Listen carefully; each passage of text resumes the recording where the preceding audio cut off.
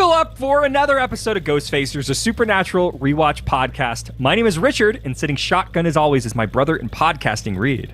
Hey, I'm here to fix your pipes. Oh my God! Yeah. It's me, Loki, God of Mischief. You're gonna still fuck me though, right? Oh hell yeah! Let's get into this.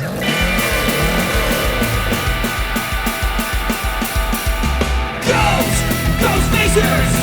We face a ghost, when others will not, we're ghosts! Ghostfacers! Stay in the kitchen when the kitchen gets hot! Ghostfacers! We face a nightmare, we face a dread! Ghostfacers! We face a faceless, we face a dead! Welcome to Ghostfacers. Today we're discussing Season 5, Episode number 19, Hammer of the Gods. Yeah, is that the Götterdämmerung? What? Is that what that means in German? Oh, I don't know. That's the thing from the ring cycle.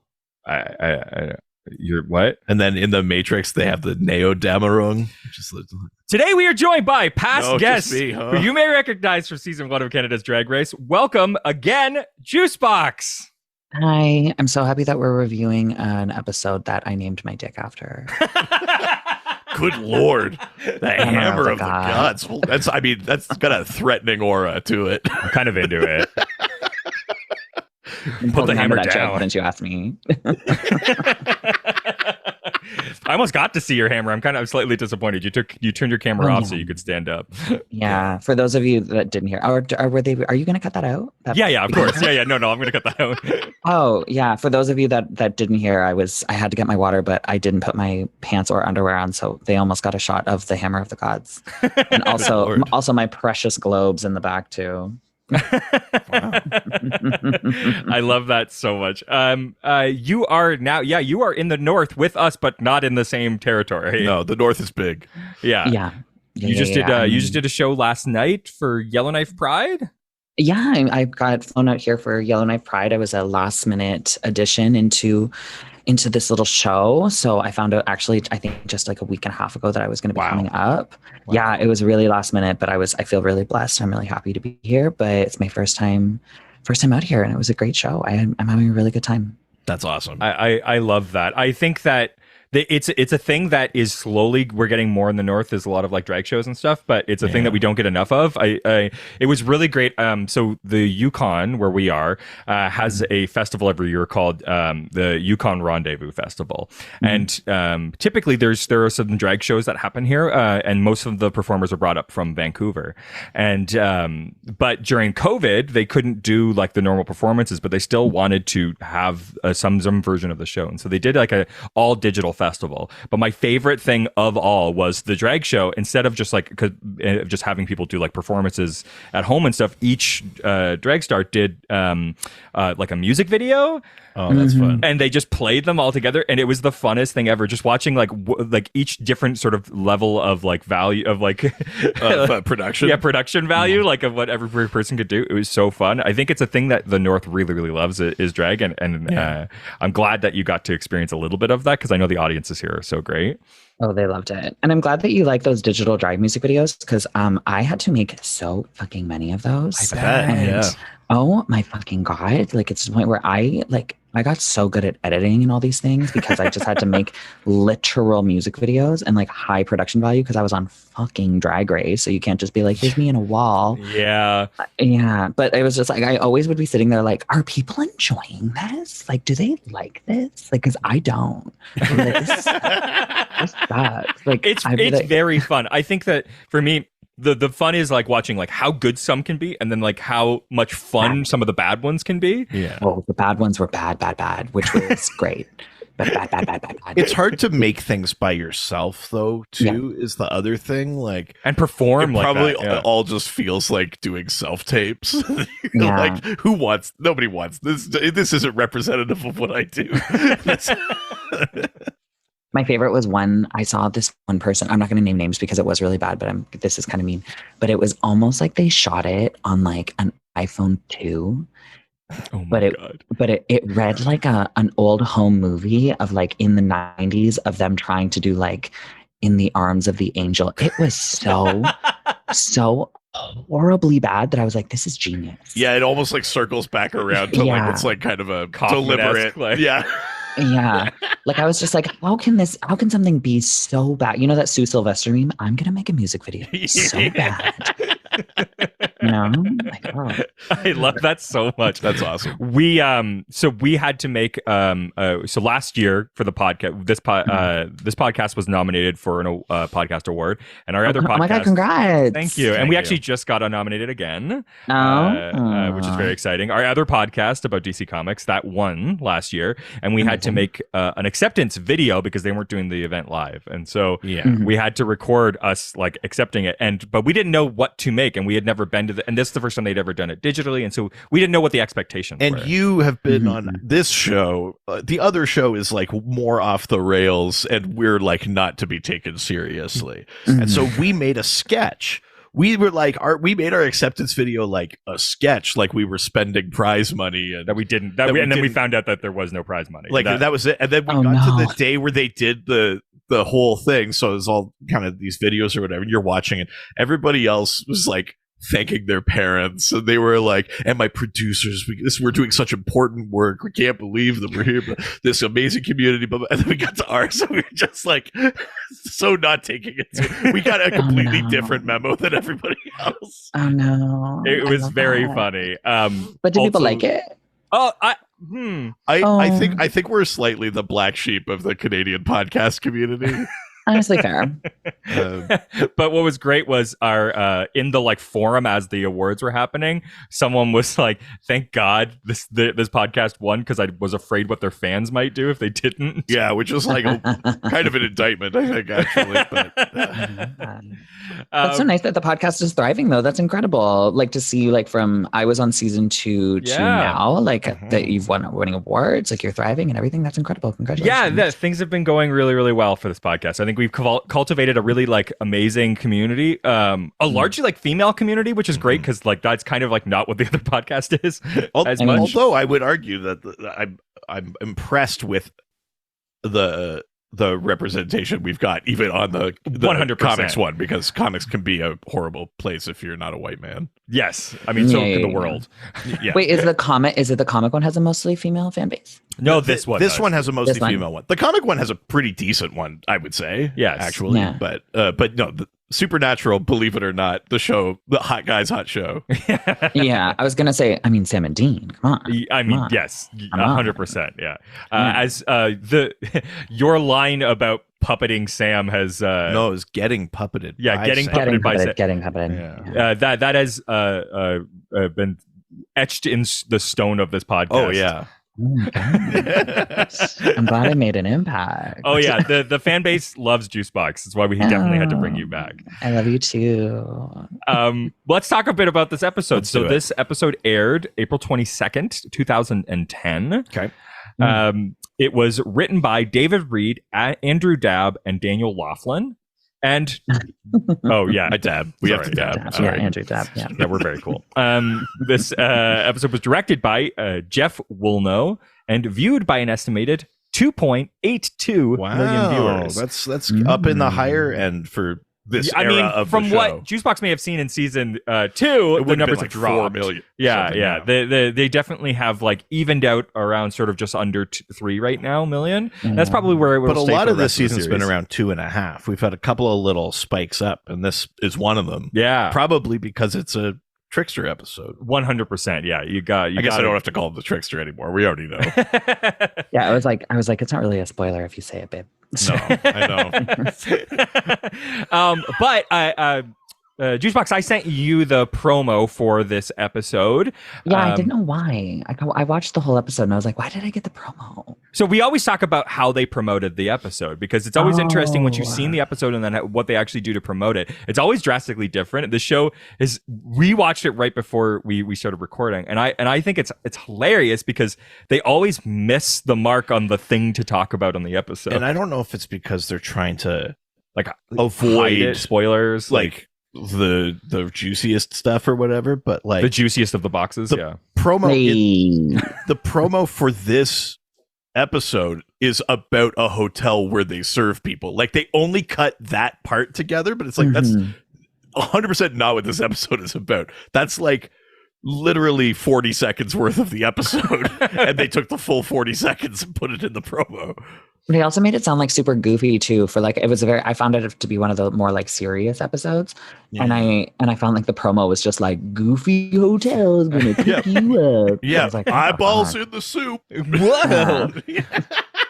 It's true. It's true for a Gabriel episode. This actually isn't that silly. No, but I think that's part of, season 5 ramping up to the end is like, look at the last 2 episodes before it. Like, things are bad. 2 episodes ago, there's a whole town that is on like religious lockdown because it's the apocalypse. Last episode, they like full on like assault angels. Like things are and that's bad. so weird because that's what you do with ghosts, not angels. Assault them. Oh my god. Boo. I'm leaving.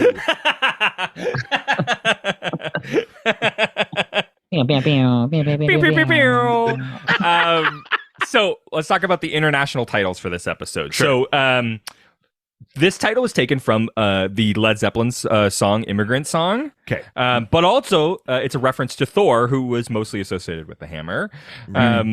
Mjolnir.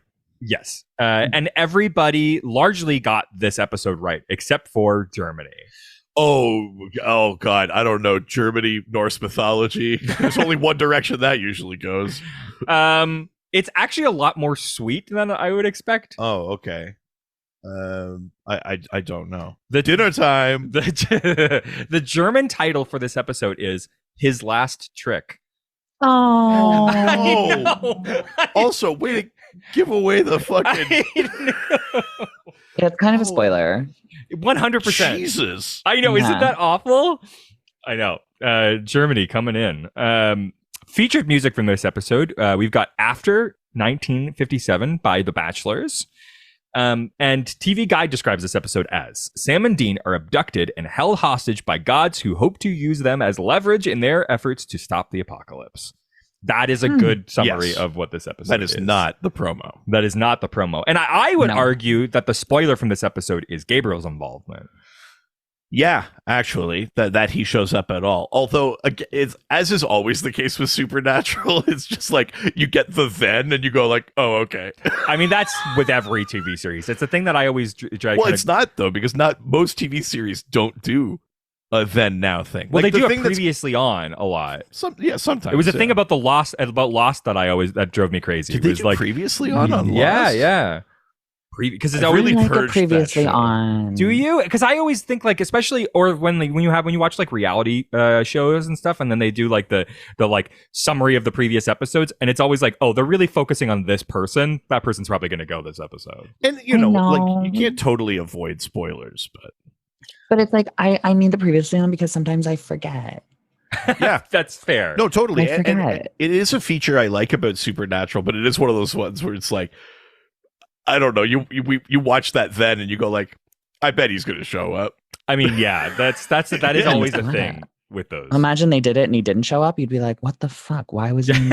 Remember Gabriel? How was that his last trick? Yeah. Remember this character? It would have been cool if they showed up. All right. Well, before we actually start talking about today's episode, why don't we open up Dad's Drone and learn about some of the real world lore? Yeah, let's see what the lore says about religious syncretism. Wait, what? Baby. That word. That's a big word. What does Yeah. that mean? So it refers to. I like that this episode has all of these incredible gods with all of this and I lore. couldn't just pick one. And I'm not doing your stupid idea you said to me. Which is what? Do Just like a do little bit all about of every of them. them? Yeah. No. That's okay. I'll handle it. I didn't because I didn't want to step on your toes, but We'll talk about them as we get in, but for this segment, I had a thing I wanted to talk about. Kiss, You kiss, bitch. kiss, kiss. I mean, isn't that always the line This is between us us? breaking up Yeah. in the middle of it. So, religious syncretism is the blending or amalgamation of multiple religious beliefs into a single new belief. Wait, is that a thing? Yes. I guess maybe Christianity? So common. It's like unbelievably common. It's just a thing we don't normally put a word to. Oh, fair. The ancient Romans were like super known for it, right? They would combine like the Greek pantheon to sort of similar things that existed in like the Roman Etruscan kind of things. Sure. You know, like the reason that the Roman gods and the Greek gods line up so much is because the Romans were like, we like that. That's close enough. We kind of we glom on that. But they would also do that with like Celtic or like Gallic gods or that. And it was part of like what helped them maintain control as they conquered territory is they would fold in basically like one or two local gods into their pantheon, and they'd see like you believe the same thing we do. Like that was kind of not necessarily like, I mean, it might have been a very cynical tool, or it might have just been kind of their approach too, because they did it to their own gods. They made Jove more like Zeus, you know, they made Diana more like Artemis. Like it's just colonialism, right? Yeah, I mean, they're just colonizing religions. Yeah, exactly. Yeah. I mean, Rome, very famous sort of colonial power. Yeah, they're just colonizing it. Like, let's just say what it is. Absolutely. You're absolutely right. Yeah. So the Romans were also responsible for kind of coalescing Christianity, because in the immediate aftermath of Jesus, there were actually like multiple different like Jesuit kind of faiths, and it was the Romans who kind of like in spreading Christianity as it became part of Roman society, they're the ones that sort of coalesced like a belief thing here, a belief thing there, because the Bible wasn't like written until decades later anyway. Sure. So they were kind of responsible for like putting pieces together and making it into one thing, because everybody had a slightly different kind of version or a partial version of what the belief was. You know, Christianity, like you mentioned, engages in this all the time. You know, absorb pagan traditions and practices, you know, amend their holiday. You know, Christmas is the big one. You know, I think by all kind of like literary accounts in that, we know that Jesus wouldn't have been born in December. Yeah. Based on, you know, the stuff that I didn't want you to find out this way. Juice, I got to tell you some stuff about Santa Claus you're not going to like. Oh, no. Yeah, you know, like they moved that and to coincide with like solstice or Yule or like those kind of pagan holidays. You adopt the imagery of the tree and things like a Christmas tree, like an evergreen tree like that, like doesn't exist in Judea. There's no version of that would have go to been. Israel and there's just fucking Christmas trees everywhere. I mean, I will eat my hat if there's like a massive natural conifer forest in Israel. Yeah, it's the magical forest where Santa Claus lives. Yeah. In Israel? Yeah, in Israel. I don't know. This feels like it's taking a turn. Snow globes is what it's called when Santa Claus teabags somebody. Do you know what I did one time with Christmas? Oh my God. I thought you meant with Wait. teabagging. With teabag. Do you know what I did one time with teabagging? Please. No, one time I was talking to these guys I knew in Australia, and they were in Canada, and they were telling me that in our winter, it's their summer. And I looked them dead in their eyes. Like, full serious. This is not me being like quirky or anything. And I went, oh my God, but if it's summer, how do you have Christmas? I mean, you stupid fucking bitch. It's just hot. It's a good question. They should move theirs to July. We all know if there's no snow on the ground, you don't get Christmas. Yeah. Santa can't come. That's the rule in my house. If I can see the grass, no presents. You're going to say if you can't see snow, you can't come. That too. That's why we moved to the Yukon. You are a ho-ho. I got a bigger window now. Yeah. Christianity does that with all sorts of cultures. Buddhism, there's a thing called the triple spirit or triple spirituality or something like that, but it's essentially like a mix of Confucian philosophy, Taoism, Buddhism, Shinto, all of those kind of things, and then three creams. Yeah, and then three creams. All of those things are sort of like blended together. Rastafarianism is syncretizes Hinduism, Caribbean culture, and parts of the Bible. Really? Yeah, like all of these things are like kind of amalgamations or syncretized versions, like new beliefs that are born out of blending existing other ones. It's almost like religion is a complete farce, and we're all just making it up as we go along. The reason I wanted to do this is because we've been talking about it on the other podcast a lot lately, which is that in comic books, in both Marvel and DC, there's this sort of thing where they go, all your gods exist. And they do it for story reasons. Like over here is, something that taps into like Aztec gods, and over here is something that has like the Olympians and here's actual God or whatever. Here's the Spear of Destiny. It stabbed Jesus. All of them exist. And comic books have a version of this syncretism thing, which is like they all exist, but in both cases they tend to be all of your gods but God.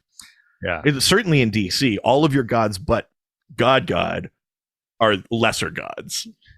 These ones almost felt like sentient, like monsters. Like they were able to be weak when God in the show is just like, no, it's God. Well, and true. And there's a kind of interesting thing, we'll talk about it a bit, that comes up in this episode about like even the gods in this episode don't seem to have one understanding of their relative kind of like dominance or power level, or like the whole thing where Odin is like, we all know what the actual end of the world will be. The giant snake will eat me, or a wolf will eat me, and the giant snake will consume the earth, and they all go like, all right. It's once we get there, I have a bone to pick with this Odin situation. When we get there, I'm not going to start. I have a bone to pick. I can't wait to pick that bone. There you go. Religious syncretism. Bring that up at your next dinner party. What a great new way to ruin Thanksgiving. Talk to Grandma about it. I think she'll really enjoy it. Yeah, I think she'll love that. All right. Well, with that, why don't we start talking about today's episode? Let's do it. So a couple of behind the scene things that I haven't gotten to talk about in a while, but it should be noted that the Hammer of the Gods this episode did not air in India. At all? Because they didn't like the depiction of Kali and Ganesh? I think so. I mean, that's an easy way to make an assumption, I think. Right. I mean, it was maybe slightly offensive. I could see that. I think, and a country that doesn't really like love it when you like depict their their sort of like higher sort of religious figures and things like that. I know that Clone High specifically got canceled because of India. The TV show Clone High. Because they didn't like Gandhi. Because of Gandhi. Sorry, you mean it got canceled over here? It's not just that it didn't air there. Yeah. Really? Yeah. So basically, India had said that he's like, if you don't cancel the show, we're not going to air any of your shows on our networks. Wow. I mean, such a good show. It is a really good show, and it's coming back. Oh, stop. Yeah. Look it up this year, I think. Are you thinking what I'm thinking? Suicide.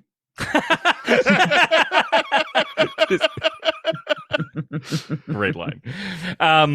Interesting. But I didn't know that. Yeah. So it's I mean it's interesting that didn't also during this episode Jared and Jensen glued someone named Denny Erickson to his chair.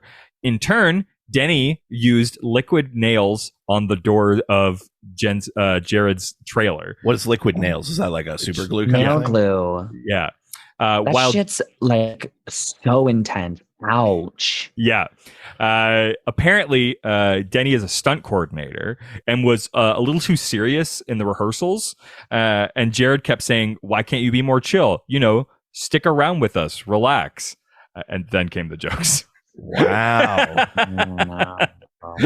So a little bit of the fun craziness that happened in this episode. Those scamps. I know. Rascals. I feel like this entire set would smell like a fart and like Bud Light.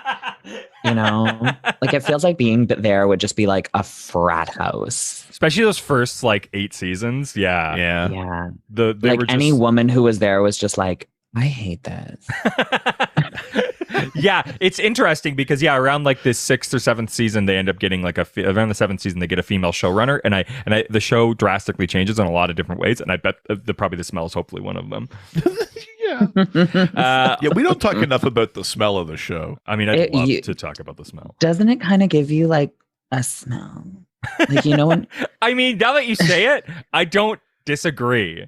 Yeah, like a dude smell. Like I feel like it would smell like men hot. A very specific, like dank smell. Yeah. And like foreskin, stale Axe body spray. Foreskin. We don't know if they're cut. Yeah, I mean, I will look until the end of time. Let's figure that out. Yeah, let's set something up. We need to figure this out. Smash cut to a supernatural convention. Like, I have a question. We really need to get to the bottom of this. Yeah. Did the set smell like foreskin or old Bud Light? I just want to know. Yeah, it really depended if Bobby Singer was there. Yeah. So funny. All right, let's start with the then for this episode. We some of the previously on stuff that we get. Gabriel, yes, of course. We get a conversation about the boys needed in playing their roles in the apocalypse. We have Gabriel talking about how he doesn't want to get involved. Yeah, Dean telling him he's a coward for not standing up to his family. That's right. Dean's sort of discussions about accepting Michael, and then killing of Zachariah. Oh, so fucking satisfying. Fuck, I love that actor because he makes you want to kill him so bad. Yeah. Absolutely no sympathy. Yeah. And a face stab too. Yeah. What a way to go. Real good up through the. Oh, that's always so like when I see that, I'm always like, ugh. Do you know the one of those that's the worst for me is in the movie Hot Fuzz? Oh, wow. Timothy Dalton at the end gets it like, but it doesn't kill him. It just like goes through. It's in a movie that's otherwise pretty funny. It's such like a graphic that's injury. And that is our previously on. Now let's go to the now. Sure. The episode starts. We're in Muncie, Indiana. Yeah. And a police car pulls up to an abandoned and decrepit hotel called the Elysian Fields. Yeah, the Elysian Fields. It's like Greek pantheon heaven. It's mythological, the Greek mythological underworld. Well, it's the pleasant afterlife because Tartarus is the kind of hell. Oh, that's the TARDIS. Oh, that's different thing. Oh, girl. Come on. Wordplay. It's all I know. So yeah, but that's where the souls of heroic and virtuous go. Yeah. So a policeman gets out of the car and enters the abandoned hotel.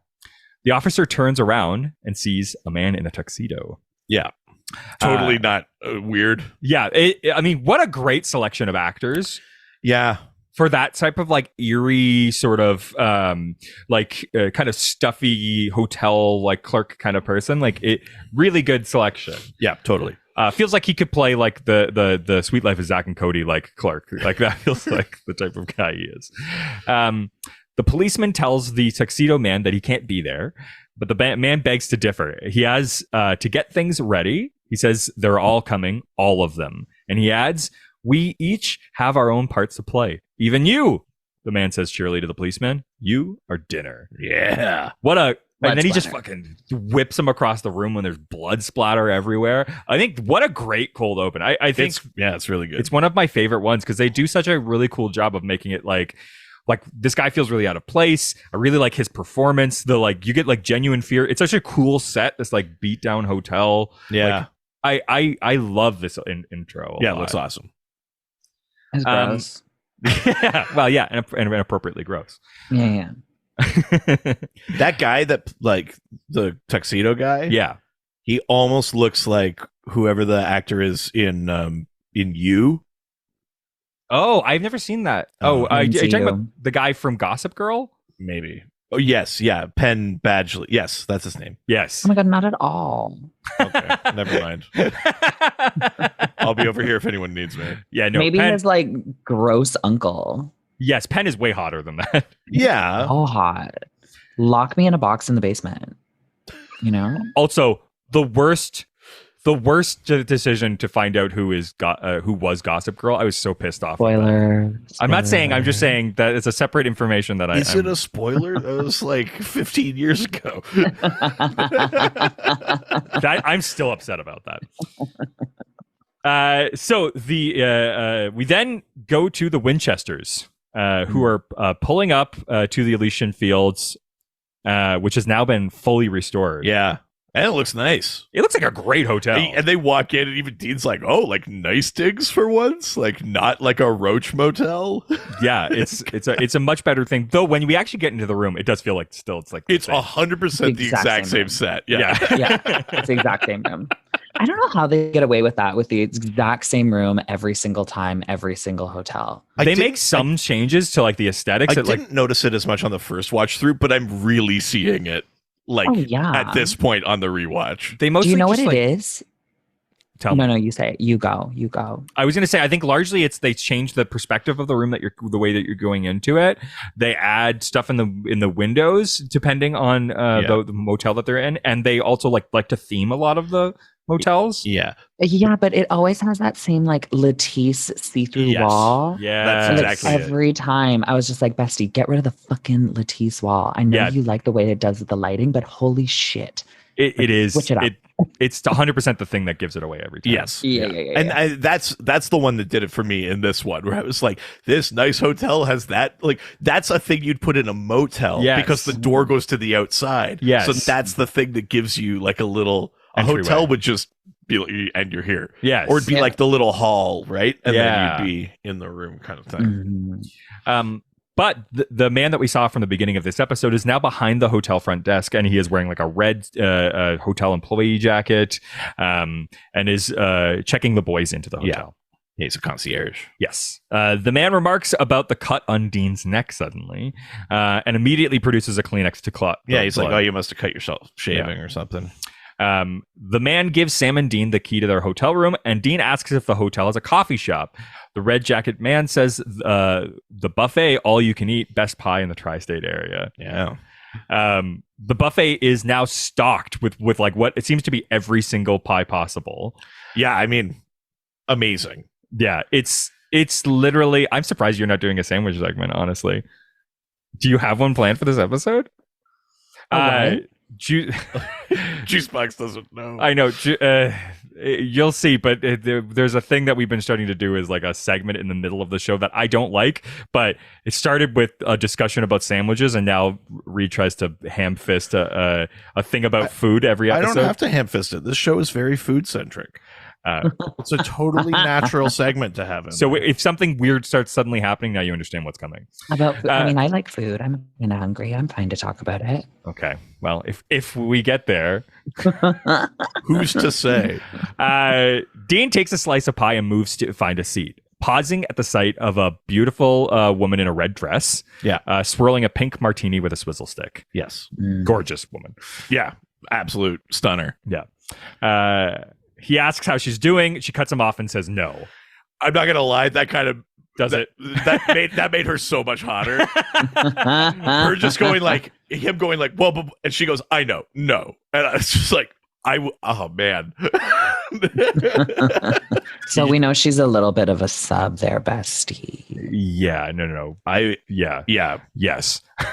Yeah. I meant you. I meant no. I meant you, not her. Yes. Yeah, you. Yeah. Us. Yes, mommy. Yes. I don't want to share the TikToks that we share to each other. I do feel like though even Dean has the same kind of reaction where he's like, I'm not used to someone being this blunt and turning me down, but also like, oh. Yeah, like mommy, sorry. Sorry. 1000%. Yeah. It's a problem. And the show loves giving like hot like MILF characters. Oh man. But sorry, I just blacked out there for a second. Dean sits down at a table and tries to enjoy his pie, but Sam is itchy to go. He points out that there's a storm outside, and they like to really like wink at this. They're like, it's biblical. Like, and I'm like, wow. All right, guys. I mean, to be fair though, again, we're like 3 episodes away from the actual apocalypse. So it's like It could be a bit Could of a be, deal. you know. But he wants to relax and eat his pie. Dean advises Sam to calm down and comforts him by saying that Bobby is monitoring for Lucifer's activities in every way possible. Nobody's giving up, especially Dean. He also adds that they'll find Adam and Cass, but Sam is no good to him burned out. Yeah. So they need to just like chill out and have a relaxing evening. Yeah.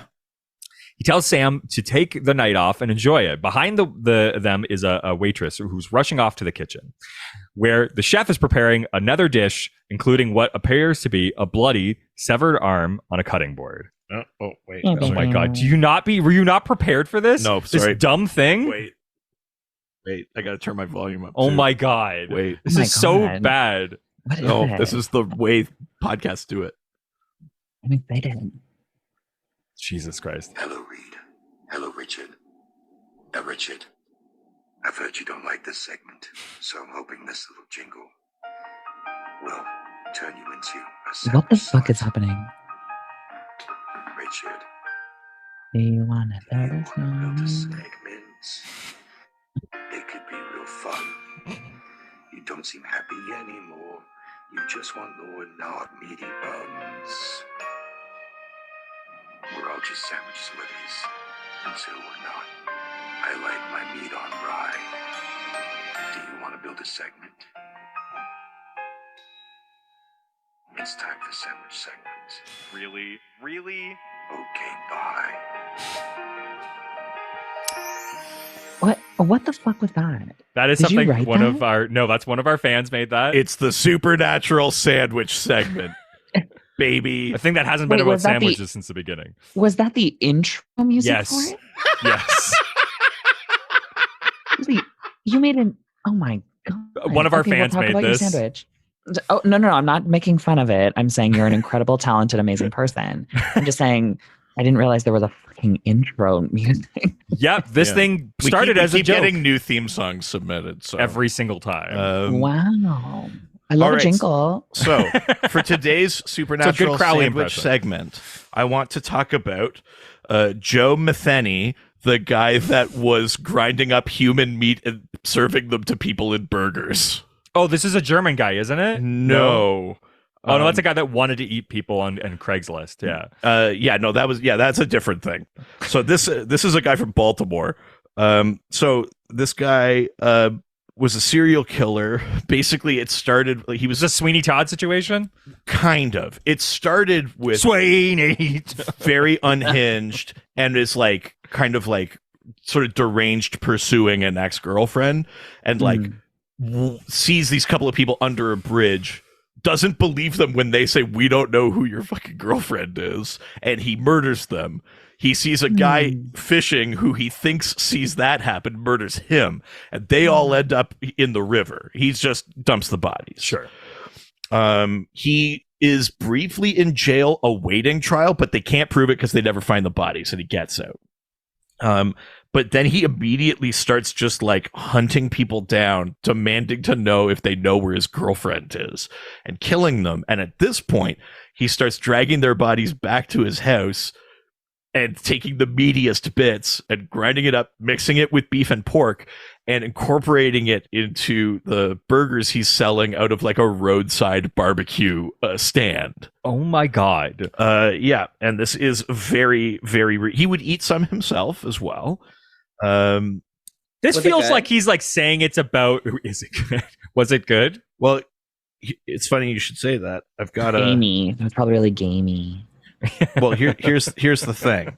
So he says the human body tastes very similar to pork. If you mix it together, no one can tell the difference. So the next time you're riding down the road and you happen to see an open pit beef stand that you've never seen before, make sure you think about this story before you take a bite of that sandwich. That's him. That's his quote. He's just like, hey, like you may want to think about the fact that I do this and other people might do this. This article describes that whenever he needed more special meat, he would venture out and he'd like kill like Oh my God, is that why he'd they like- call that app Grinder? Well, he would find You would find like unhoused people and stuff like that. It's really grim. There's a good grinder joke. Good grinder joke. Thank you. Solid. Thank 10 you. out of 10. 10 out of 10. I don't like to give you anything, but that was pretty good. You want to get the meat.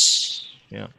You guys don't know the noises from Grinder. I just did the noises from Grinder. Yeah, I don't. Yeah, sorry. Yeah. Well, it's reassuring that you don't know what the noises from Grinder is. If one of you went, "Oh yeah, that's the Grinder noise," I would have been like, "Sister, hello." So here's what happens to him. Eventually, someone that he tries to attack escapes and runs to the police. And the police come to him, and this guy is like 6'1", like 450 pounds. The cops are like ready for a fight. And he immediately just goes like, "No, I'll come with you. I killed 8 people." He like immediately confesses. That's scarier? Yeah, I know. It says during his interrogation, he willingly offered up a confession. He gave details about each of his murders, even mentioning the murder of the fisherman from several years before, the one he got away with. And according to his confession, he killed 10 people. Authorities say there's no reason to believe he would have stopped there had they not captured him. He was found guilty. He was sentenced to death, but a judge overturned the verdict and changed it to 2 consecutive life sentences. This is another quote from him. "The words 'I'm sorry' will never come out, for they would be a lie. I am more than willing to give up my life for what I have done, to have God judge me and send me to hell for eternity. I just enjoyed it," he said at the trial. Oh, wow. Then he goes on to say, "The only thing I feel bad about in any of this is I didn't get to murder the 2 motherfuckers I was really after," he said. "That's my ex-old lady and the bastard she got hooked up with." I mean, is it really about the girlfriend at that point? Like, It couldn't be. that feels like 2 different things. Like, he's like, I really wanted to kill and eat people, and I'm also kind of upset with this person. Like, Yeah. Jesus Christ. So yeah, that's Joe Metheny, the person who killed people, ground up their meat, and served them to people on the roadside. So like dozens of people. So what we're saying is he was working at the hotel.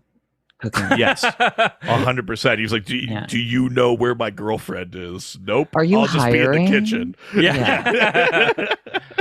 Wow. Yeah. So what's the Gross. conversation we get to have about food in this Oh, segment? I just say this one was just like a thing related that I brought up. The sandwich segment's different every time, baby. Would you ever eat people? Okay. If it was like socially okay? Let's reframe this to: have you ever had the thought experiment of the curiosity of No. I want to know, pig? would you eat a person? I mean, Given the I'd ask every opportunity. time. If it was A, legal, B, like either that thing like the German guy where it was like consensual, Yes. or it's like regulated by like a health authority. I don't just want like random meat, but like if the Farmed. same, You want farmed. yeah, is I what want, you're saying. yeah. I mean that's worse, but yeah, that's definitely what I'm Yeah, saying. That's what you're saying. You want farmed. Yeah, Well, free range, but I want some oversight. What about you, Juice? Yeah. Grain fed. Yeah. That's what you're saying. Yeah. But I guess yes. Oh no. I prefer just eating ass if we're Yes. Yeah, millennials. Yeah, you fucking Yeah. millennials. yeah. Just eat ass. Yeah. What about you? No, I wouldn't eat a person. Under even if it was I don't even like legal pork. or whatever. I don't even really like pork. Oh, Really? Bacon's quite good. Here's the problem. So I worked, as you know, I've worked at restaurants and stuff like that. Yes, and yes. When I worked at Moxie's, actually, Yes. as we like to call it, Classy Hooters. Yeah. Classy that's such a good way to say it. Classy Hooters. Yeah. We said that they should call the restaurant Bazongas. There was a restaurant in my old hometown called Knockers. Yes, the knock A off. I knockoff. Yeah. I love Knockers. that. And when I worked at Moxie's, I worked the morning prep shift a lot for like years, and I had to cook bacon every single day. And the problem with doing the cooking sheets and sheets of bacon is that you just start getting like one sort of like over bacon, but also you start smelling the like pigs don't eat like great food, and so you start smelling that through the meat, and so I just sort of like it turned me off from bacon. So I don't really like bacon. Yeah. So It's a sad life. I It's a know, really I sad know. life. I like turkey bacon. Healthy. I'm trying to keep her figure. You know. Really stuffed turkey bacon from Starbucks, please. Oh, I actually love that sandwich. It's so good. Do you, or do you ask for like 8 substitutions to it? All right, look. It's I a like very pre-made clearly. sandwich. I eat. Richard does not order anything directly off a menu. She's a princess. Everything's got a fucking change to it. I've got a dietary issues. Then don't eat out like Oh that. my god, IBS girlies. Yes, queen. Sister. I have IBS too. I just keep shitting myself to death. I just eat whatever Yeah, I same. want, and I Same. just Shit yourself. You know what? I have a Tushy to go or a Tushy travel. Really? Oh. Yeah. So I can shit myself anywhere, but always have a clean snowflake. I didn't know they made them to go. I love that. Oh my god, it's so cute. It literally is like mine's pink, and you like Cute. twist the top off, pop it out, fill it with water. That's why I always have a water bottle on me. And then I just spray my fucking hole and then go on with my day. I have like tushies all over my house, but I Yeah, not even in Get the the bathroom. travel. yeah, no, just for fun. Ew, no, get the travel. It's incredible. Wow. All right. Deal. Will do. I can't wait to spray my asshole. Hey, that's an asshole ID. Anyways, that was the sandwich segment. I'll do you a favor by not double playing. Thank you. Thank you. You have to play it as an outro too. I don't have to. I just usually He just do. did You just every prefer to. time. Okay. Yeah. And I mean, was it's a great exhausting. song, and you really want to, give it up for the fans. Who made it? What's their name? That one comes from Yo Crow, aka Michael. Yes. Yeah. Oh, It's Haggerty? Yes, Yes. yeah, he lives at. Fully just talks. Yeah, could you just give me the whole address, please? What does he look like? I really want to show my Oh appreciation. Yeah. Oh my god, did you say 6'4"? Mm. She likes it big. Yeah. So back to the episode. Upon entering their hotel room, Dean is immediately impressed by the little touches: chocolate on their pillows, Casa Erotica 13 on Yeah. demand. That's how you know this is different from the normal set. Yes. That's the little touches. Sam is suspicious, though. He wonders why a 4-star hotel is located by a no-star highway. Absolutely true. Yes. Dean doesn't care, though, and starts grinning at the giggles and squeals from the amorous people who are making out going into their motel room, their hotel room. Can I throw this out there? Yeah, tell me. Mm. I know. I think it's even last episode, the episode just before this. Yeah. Where Zachariah literally describes the Winchesters as like erotic, like with each other. He Yes. uses the word like erotically dependent or something like that. Yes. But isn't it weird that Dean's like, hey, this fucking, I'm going to jack it to this porno. Like, and he's not like, Sam, you go somewhere. He's like, we're just going to both, like, we'll just put this on and jack off together. Like, Yeah. we're just going to. Yeah. Huh. Yeah, I didn't really think about it like that. Yeah, I very much did think about it like that. Actually, didn't you guys get a photo done from this an artist? Yes, we did. I still follow that artist. Really? Oh, I'm so glad. they're I great. started following them and I still follow them, and randomly I just see like Dean getting railed on my Instagram feed. You're like, And I'm like, what? I'm like, nice. actually, you know what's really funny? The artwork is like right behind this computer, like right here on the Oh, wall. really? We're Yeah. looking right at it. Yeah. You I always get to look at it? I made sure that so Reed has to look at it every single day because he said he couldn't keep it. It was a gift I gave to him, but it couldn't be in my house. yeah, because he's got a child and a family. I Nah, couldn't fuck hang that it kid. anywhere. I couldn't hang it up anywhere because my kid would find it. But then I couldn't just keep it in the house like hidden because that looks worse. Because like To his have like family an comes, erotic illustration of me and Dean hidden is so much worse than to have it up. So, So then he still gave see it to me to take care of it, and then his family came to visit my house, and he was like, "You hid that, right?" And I was like, "Oh, of course." he didn't. He had built a shrine in the bathroom. Oh, put beautiful. candles around it and stuff. And now finally it's up in this room. Yeah, so I finally. I put would it have up. gotten a serum, like like skin serum is like white and goopy. Yeah. I would have put a skin serum inside of like a little, like like tiny bottle with a cork on the top. Oh my God, and I then love just put that in it, so people when they saw it, they were like, "Is that fucking cum?" Is that? This? But also, whose is it? And why is Which it one? fresh? Yeah. And how Why is is it it- so why did- fresh? Yeah, was I this don't think- freshly put here? I don't think we had this the last time you were on the show. Oh no, this is different. This is This new. is This isn't artwork the from- artwork, but this is other artwork that our fans got. Other made for artwork us. that Oh, our good, fans good, got. But it's in the good. form of a pillow. Yeah. Okay, I want to see. It's me as Aquaman riding Richard as a mermaid. Wow, isn't that just something so So beautiful? You look really nice as a mermaid. Right? yeah, really, And they really nice really- with something jammed in your Merman, mouth. daddy. Merman. Yeah, merman. They really made you two just jacked. You know what's really weird? Yeah. Is that's also the second time that I've been portrayed as a mermaid. Oh yeah. Because that weird thing I posted on Facebook. shirt, I don't know if yeah. you saw that, Juice, No, I but didn't see it. there was this ad keeps getting served to me for this these like custom T-shirts. They're not even custom. They're just like these random like Sailor Jerry style T-shirts that somebody's trying to sell. But there's a mermaid on it, a merman, and it looks exactly like me. It's It so does. weird. It's very You should get it tattooed. Maybe I will. Oh my God, you know what you guys should do? Please. You should add like a goal for your podcast. And if you hit that goal, you have to get tattoos of each other as something. I feel like Holy shit. I feel like that's a level of commitment I'm not ready for. I'm sorry. You already have a podcast together. I think that it's already romance. We've got 2 podcasts together. Yeah, but I need to be able to leave at any time.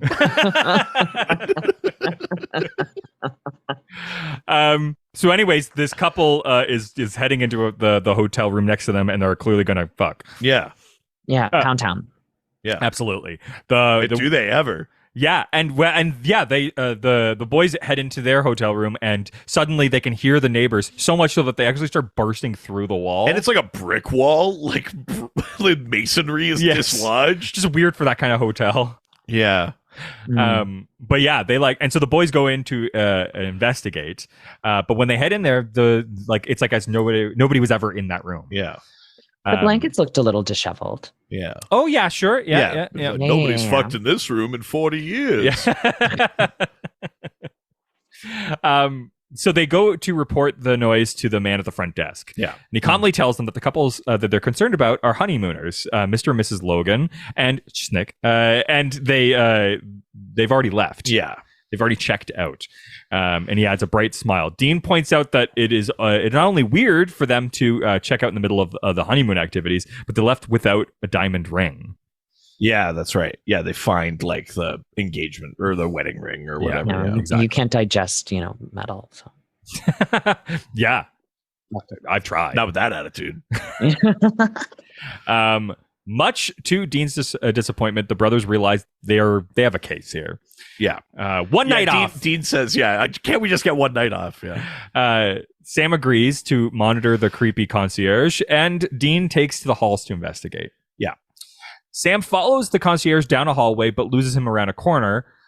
Sam then notices that he is bleeding from a small cut on his own neck. Yeah. And, we don't really see how it happens. Yeah. It's this little But it's the nick. same Yeah. as what Dean had at the beginning of the Yeah. episode. Mm. Dean heads down the hallway, focused on EMF meter he's holding. He passes the open door of a room where there's an elephant flinging a towel. I've got to say, I love this shot because it feels like a level of visual effects the show doesn't usually do. Yeah. Like a fully realized animated creature. Like normally it's some combo of like makeup or a little prosthetic and then some kind of enhancements, but the idea that it's just in the background, you walk by, it's like that was definitely a full elephant. Yeah. It's it kind happens of so fun, quickly yeah. too. Yeah, it's good. But he goes back and suddenly it's not an elephant anymore. Yeah. It's a dude and he's like not putting on a peep show. It's like your door's open. Yeah. Look, if I saw an elephant, I'm going to look, but let alone if I just saw a naked person in an open door, I might I'm gonna look. yeah. I'm I'm like, I'm only human. Come on. I don't know, man. I What? know I said I would eat people, but that's weird. That's crossing the line. Of course. In another room, somewhere in the hotel, a handsome man puts on a necklace around a beautiful woman, the same one that we had seen before, right? Yes. Yeah. With the red dress, and tells her how beautiful. You didn't remember? I mean, yeah. He kisses her neck and puts his hand on her waist. I hate sweet, she says coldly. I got to talk about this a little bit. Uh-oh. You know, we're now in an era where intimacy choreography is treated as seriously as fight choreography. Yeah. Which is good because you need people to be consenting and at ease and stuff on a set. And it's important that everyone's boundaries are respected. You can really, you know, back then when they made this episode, intimacy coordinators wouldn't have been present on set. And you could really tell in this scene, I think, that this guy wants to grab her boobs. But he's like, better stop, because his hands are like right under. He's like, can I pull it off? Yeah. It kind of weirded me. It would be less weird if his hands were like just on her hips. It'd probably be more sexy too. Yeah. But having them like there, he's like, Yeah, I didn't think about that. Yeah, you're right. It feels very awkward, kind of stilted. Yeah, I'm sure that. it was like that's what he was instructed to. Like, I'm not putting that on the actor that he's being a creep, but there's like something's weird about it. It would have been sexier if his hands were like just on her hips. Yeah, it would have been 100%. sexier and less I think weird. It even goes back to like sort of what I was mentioning earlier. Is like I feel like it smells like a frat house in there. I feel like it was a very like man's man sort of set. So it was 100%. probably like that like machismo happening on set that day, where he was just like, yeah, this girl is just for me to put my dick in. So, it's a thing that slowly changes over the seasons of the show for sure. I think like unfortunately, I think Kripke leaving is probably part of the reason why it changed. It probably gets better. Yeah. And again, I'm not sure really who to blame specifically for the awkwardness of that scene. I'm not sure that it's right for me to blame the actor, but it's just like nobody looked at that and went like, we can't grab her boobs. And since we can't do that, let's not like pretend, like let's not like wait at the edge of the property line. You know, like shouldn't we 100% have something else, do something different? Yeah. Yeah. But the concierge suddenly arrives, interrupting them. Yes. He tells the couple that the final guests have arrived. The pantry is full, and the Winchesters are suspicious but under control. Yes. Love to control them. Anyways, everything is ready. The woman asks the concierge if he has the blood. Of course, he says. Yeah. And we see a little like little blip. He's like, I'm very fast. And she says like, thank you. That's not a thing to be proud of. She says, thank you, Mercury. Yes. oh my God. I just got that. Literally here, like, I don't get it. Balder says it's time to get the show on the road. Yeah, Balder is the guy. So Balder, let's talk about him. Son of Odin. That's right. God in Norse mythology associated with light, wisdom, and courage. His death is the start of Ragnarok. That's right. Yeah. Although he's never specifically defined as the god of any of these, he is best known for his dramatic death, which heralds the coming of Ragnarok, the end of the age of the Norse gods, and the rebirth of the world. Yeah. Mercury, the swift messenger of the ancient gods, the Greek god Hermes, the Roman Mercury. Yeah. So again, same thing. That thing where the Romans were like, we kind of have a messenger god. Let's mostly use this. Totally. Was the god of translators and interpreters. He was the most clever of the Olympian gods and served as the messenger for all of the gods. He ruled over wealth, good fortune, commerce, fertility, and thievery. It's interesting, though, because in this episode, I mean, though he is a god, he's sort of like portrayed as an underling.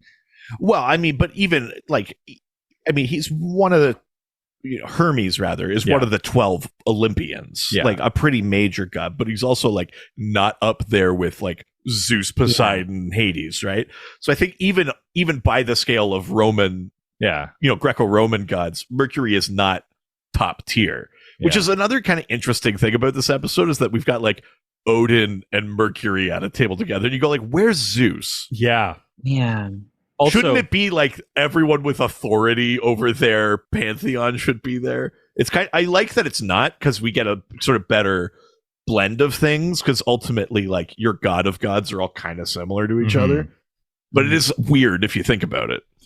I also wish that Danny DeVito played Mercury instead. Oh, well, that's not who he is in Hercules, but it's Hermes. What? Wasn't that in Hercules? Hermes? No. Well, Hermes No. is in Hercules, but that's what's his name? Paul, the Letterman sidekick. Oh, Yeah. That's who He plays Phil. Yeah, Oh. DeVito is the little goat guy. Oh, okay. I thought Satyr. that was Hermes. That makes Satyr, more thank sense. you. No, There we he's go. a satyr. Okay. He's Phil. I'm so fucking stupid. You idiot. Oh, Yeah. God. Get the fuck out.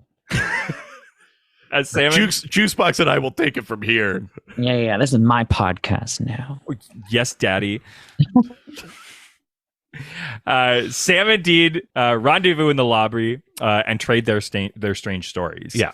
But go silent when they notice that the lobby is empty and the doors are locked. Yeah. They can check out anytime they'd like, but they can never leave. Yeah. Does Dean say No, they that? actually don't make that comment, but Does they he should not? have. Feels like a missed opportunity. Sam begins to think that about how they got there. A detour up the highway, then that freak hurricane. They realized that they were led to the hotel like rats in a maze. In a maze. Like rats in a maze. Well, on. you almost got Hold there. on. You almost got there. You guys smell toast? Yeah. Hey. Despite all your rage, you're still just a rat in a cage. Nice. There you go. The boys head into We still the like kitchen. Smashing Pumpkins, right? That's relevant. Yeah. Oh, I thought you were just like making up a really nice quote. Oh, yeah. Yeah, I am. Poet. That was didn't even all know you. it. Yeah. The boys head into the kitchen, only to find that it is empty as well. Yeah, there's a pot on the stove and it's bubbling and it's red. And I love Dean's like, please be tomato soup, please be tomato soup. And he pulls the ladle and it's just got full eyeballs in it. I feel like eyeballs would dissolve instantly in a hot I think they'd be the first. liquid. They'd be the first. Yeah, I don't You know, like what they're eyeballs so are made pristine. of. Well, but they're just like jelly and shit. Like I feel like they would immediately lose consistency in a hot pot. Let's Yeah, like when you're like when intense heat happens on human, the first things to go is the eyes, is they melt.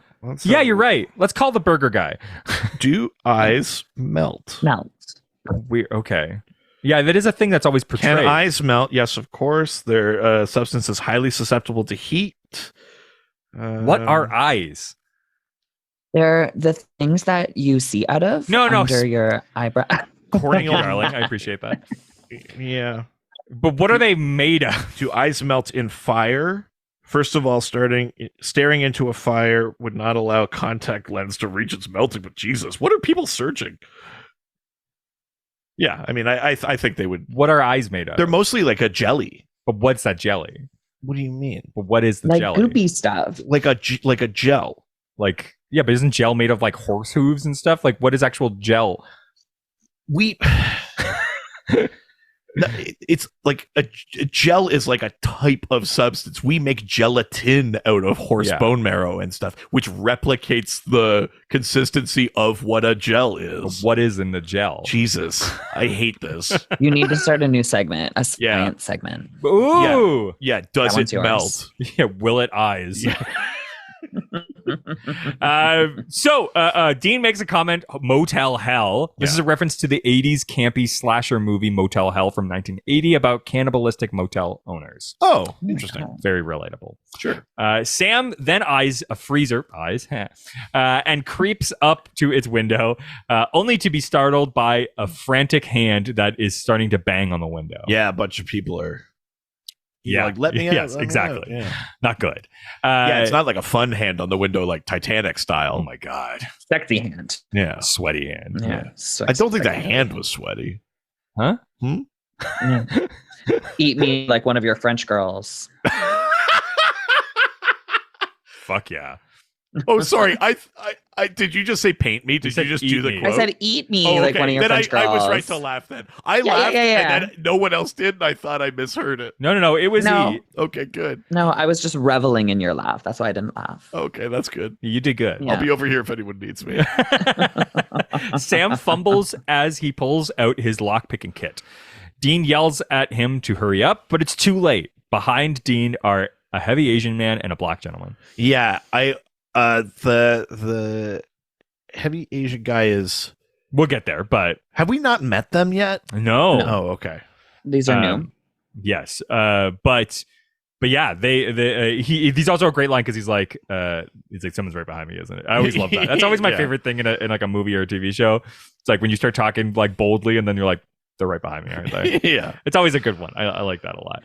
They roughly grab the Winchesters and force them into a grand ballroom where the woman in the red dress and her consort waits with an old man. The man from the room where Dean thought he saw the elephant and the others. Yeah. They are all wearing name tags. So let's talk about who's in the room.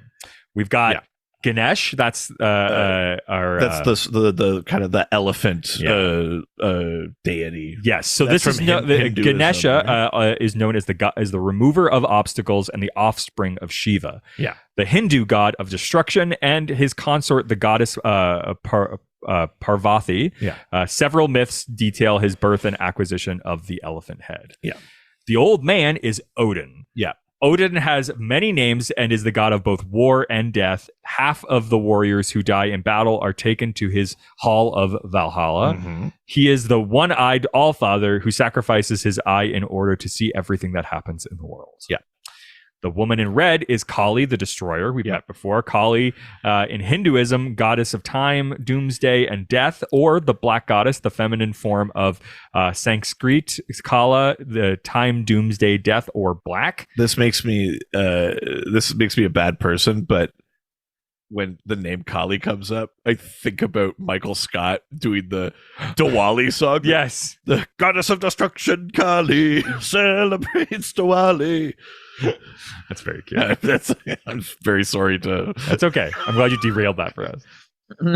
The black gentleman who grabbed them in the kitchen is Baron Samedi. Yeah, the voodoo. That's right. Voodoo man. The father of the spirits, Iwa of the dead.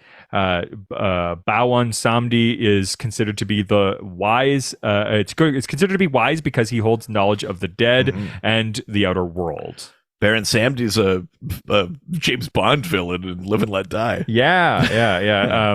You can play him in Goldeneye. Oh, really? Yeah. Nice. Something tells me this isn't the Shriner Convention Dean jokes. Yes. Yeah. Mercury, who we've met before, the concierge, who enters with a rolling cart, upon which there is a covered platter surrounded by meat. Dinner is served. And the meat is like mostly uncooked. Yeah, it's mostly just dude. Yeah. And then he lifts the lid up, and it's the guy from the beginning, the cop or whatever that he had attacked. Yeah, his head is has severed head covered in goo. Yeah. It actually kind of looks. This is a prosthetic head. It's really well done because it literally just looked like he's laying there. I don't know. Do we know? Is it a prosthetic head or is he like under the tray and like laying? Well, I actually don't know. The tray's open on the bottom. That's why I was like, I think it might be prosthetic because the tray was completely open on the bottom, so there wouldn't be a way for him to go under unless it was green screened out. Right. But I was just literally like from a special effects like perspective, I was just like, holy fuck, that's a good head. It is. It's great. Yeah. Holy shit. And I love good head. And it looks. Hey. That was a joke. I was going to say, and it looks delicious. Yeah, See, you do want meat. I'm surprised it's not even ground and red. I'm not getting it. Your history with raw meat is well trodden territory. Red meat looks tasty. You're not supposed to eat it like raw, but it does look tasty. That's not a crazy thing to say. It does not. Girl, no, it doesn't. Thank you. Ugh. There was like literally a character on the show, the Rougarou episode. They eat like a big pile of ground red meat, and I thought it looked disgusting. And Reed was very hungry for it. That's so nasty. Thank you. I'm not the weird one. A thing that unweird people need to yell. The gods and spirits applaud, and a spotlight captures Sam and Dean. The man with Kali, Balder, says, "Our guests of honor have arrived." Yeah. They seat Sam and Dean in front of the group, all of whom now sit at a long banquet table. Yeah. Sorry, did we mention the Asian guy? Oh, I don't know if we deity, did. His name is like Zhao. Because I don't think, Zhao Chen or something. I believe it is Zhao Chen. They don't give much spotlight to it, but also everyone is wearing name tags that's like, my name is Kali. Yes. Zhao is a Chinese deity. Yeah. It's a character actually I didn't look up. But let's see what the internet has to say about him. So, Zhao is a kitchen god. Oh, well, there you go. Yeah, as the stove god. Oh, well, there you go. Wow, I didn't realize that. Perfect. Literally the god of the hearth, who is look at that. Well, They look over a home and family. that makes a ton of sense. Oh, that's really nice. That's very sweet. Yeah. Balder calls the meeting to order, tapping his fork on a champagne glass. Balder says that he never thought he'd see this day. So many gods under one roof. He lays down a few ground rules, though. No slaughtering each other.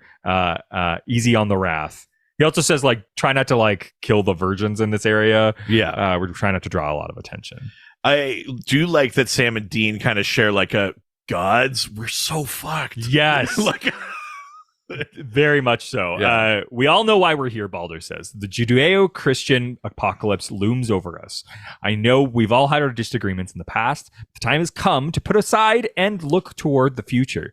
Because if we don't, we won't have one. right. Mm. He then points to Dean and Sam and describes the Winchesters as valuable bargaining chips, Michael and Lucifer's vessels. Right. Balder asks the assembled deities what might they want to do with the Winchesters. That's when Zhao is like, kill them Yeah. immediately. Kill. Ganesh laughs, kill them. What? So the angels can just bring them back. A thing that we've been told throughout the season is that, like, yeah, it doesn't matter. They're just gonna. They need them to accept the Michael and Lucifer into their vessels, so they need to be alive to be able to do that. Yeah, 3 episodes ago, Yeah. they were killed Yeah. and sent to heaven and That's then right. brought back. Yeah. Odin laughs at Zhao Shen's ideas, offending Zhao Shen. Attention in the room shifts to Odin and Zhao Shen as they argue. The Winchesters use a diversion to attempt to sneak out the room. So I just want to pause here because Yeah. this is the scene where Odin says, this apocalypse is nothing. We all know that Jormundir, the giant worm, will come and I'll be eaten by a wolf. That's the real end of the Yeah. world. And you, Juice Boxx, said that you had a bone to pick about No, it's not there yet. Odin. No? Okay. Not there yet. Okay. All I'll right. let you know. I'm seething. I'll let Okay. you know. Cannot wait for this bone. I'm very excited for the bone.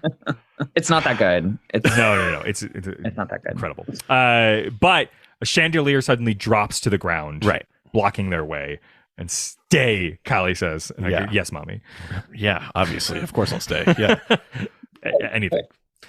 Do you need a footstool? Yeah. Oh. Ooh.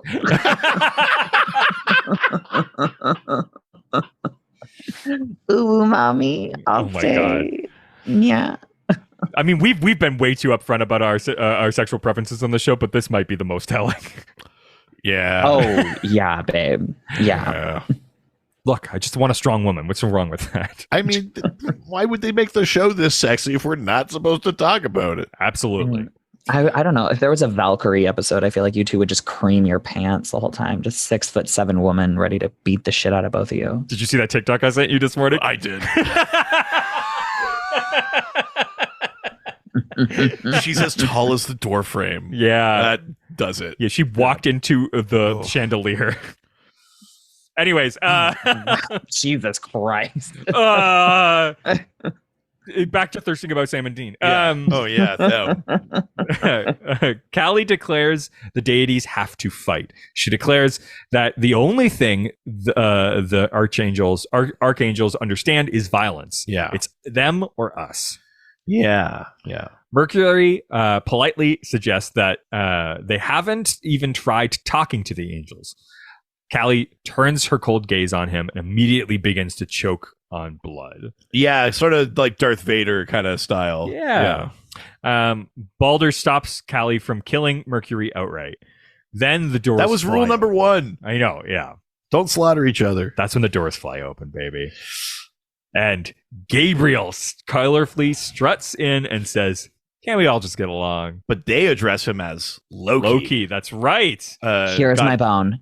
Here's my bone. All right. Here's my Give me your bone. Why the fuck is Odin there? And then Loki walks in and we're just like, oh yeah, this Norse mythology shit is just like not a thing, you know? Because Loki is a Yeah. part of Norse mythology. Yeah. Fucking Odin's there. And then Loki walks in and he's just like, nothing. We're This not is gonna say like- anything. Balder is also there The son, too. Yeah. Yeah, he's Yeah. also a son.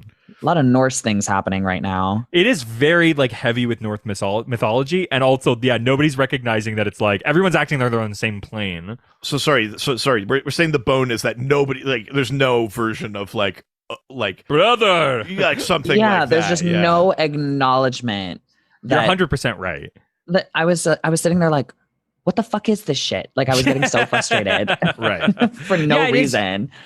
No, you're totally right. You're absolutely right. And then why is the room full? Like there's 3 Norse gods. Yeah. And there's just like random pieces of other gods from like 2 Hindu gods, Ganesh and Kali. Yeah. And then one Chinese. Right. Like and then 1 Roman. Yeah. And Baron Samedi. Well, and Roman you could theoretically say is also Greek. Greek, yeah. But also, you're right. It's heavy on Norse. It's heavy on white religion. Yeah. It's very. That's what I was getting frustrated at. I was just that's just really it. heavy on some bunch of fucking white dudes, you know. Well, even there's like one Haitian. Yeah. Where's Maui? Yeah. Oh. Yeah. I know it's a lot, the hair, the bod, but we should have a demo. Yeah, you're welcome. You're right though. There's no Aztec gods. There's no Egyptian gods. No one's there like I'm Horus. There's no. Yeah, it felt very.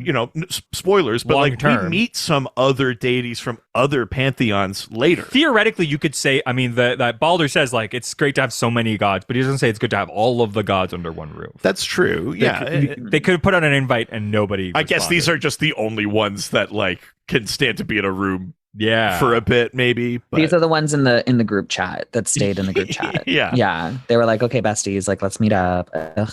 You know? People don't have group chats. What you mean? Yeah. Well, yeah. I scheduled a Zoom call. Yeah. They're gods, but they're still worried about COVID. With angelic power, Gabriel silences Sam and Dean before they can speak. As Sam and Dean recognize Gabriel, aka the trickster, aka Loki, and this is not a fact known to these assembled deities. Yeah. 12 guests are present at the formal gathering here, including Sam and Dean, making Loki the 13th to show up when he crashes the party. This corresponds to a story from Norse mythology centering around a feast to which the trickster was not invited and to which Baldur was killed. Right. Baldur is not pleased and addresses Gabriel as Loki. Gabriel says he's not there to talk about the elephant in the room. Ganesh attempts to get up, but Gabriel says he's referring to the apocalypse, which I think is a very funny joke. Right. Gabriel turns to Sam and Dean and tells them that the adults need to have a private conversation. With a wave of his hand, he teleports Sam and Dean into the nearby room where they attempt to grasp Gabriel's appearance as Loki. Yeah. They try to figure out a next move. Dean suggests that they free the people from the freezer and gank a few deities on the way, if they're lucky. Gabriel, however, appears to and wants to spoil the Winchesters' plan. Yeah. Gabriel says, I'm the Costner to your Houston, which is referring to the Bodyguard from 1992 and with Kevin Costner and Whitney Houston. Yeah. Dean blames Gabriel for the brothers being held captive at the Elysian Fields. He tells Dean that he has nothing to do with it. He explains to the deities that we're either going to kill them or use them as bait. He refers to Lucifer and Michael, who will use Sam and Dean as their respective vessels and to fight each other, but not tonight. Dean did not understand why Gabriel would care, and in first he insists that Gabriel doesn't. But Gabriel admits that he and Kali apparently have a history. Yeah. Ooh. Which, if I look at those two. And then he says she was very handsy, which is is Kali the one with many hands? Many hands. Okay, that's not Shiva. That's I think it might be both. Or sure, okay. Because that's for me where it started to get a little like this might be a little offensive. Yeah, I think I could see why the episode did there. 100%. They're highly sexualizing a god. Like she was a highly sexualized character. Yes, extremely. Yeah, highly. So they're trying to grab her boobs. He's talking about how handsy she is in the bedroom. She's wearing all red. She has like long nails. Like she was a very, very highly sexualized character. So that could be slightly offensive to me. 1000%. Yeah, rightfully so. Although I will say for the Western audience, there is the thing they don't normally do, which is like she is very self-possessing. Yes, which is like a good step forward that way, but it's like maybe like let's not test that out on another culture's Yeah. yeah. It also makes her Yeah.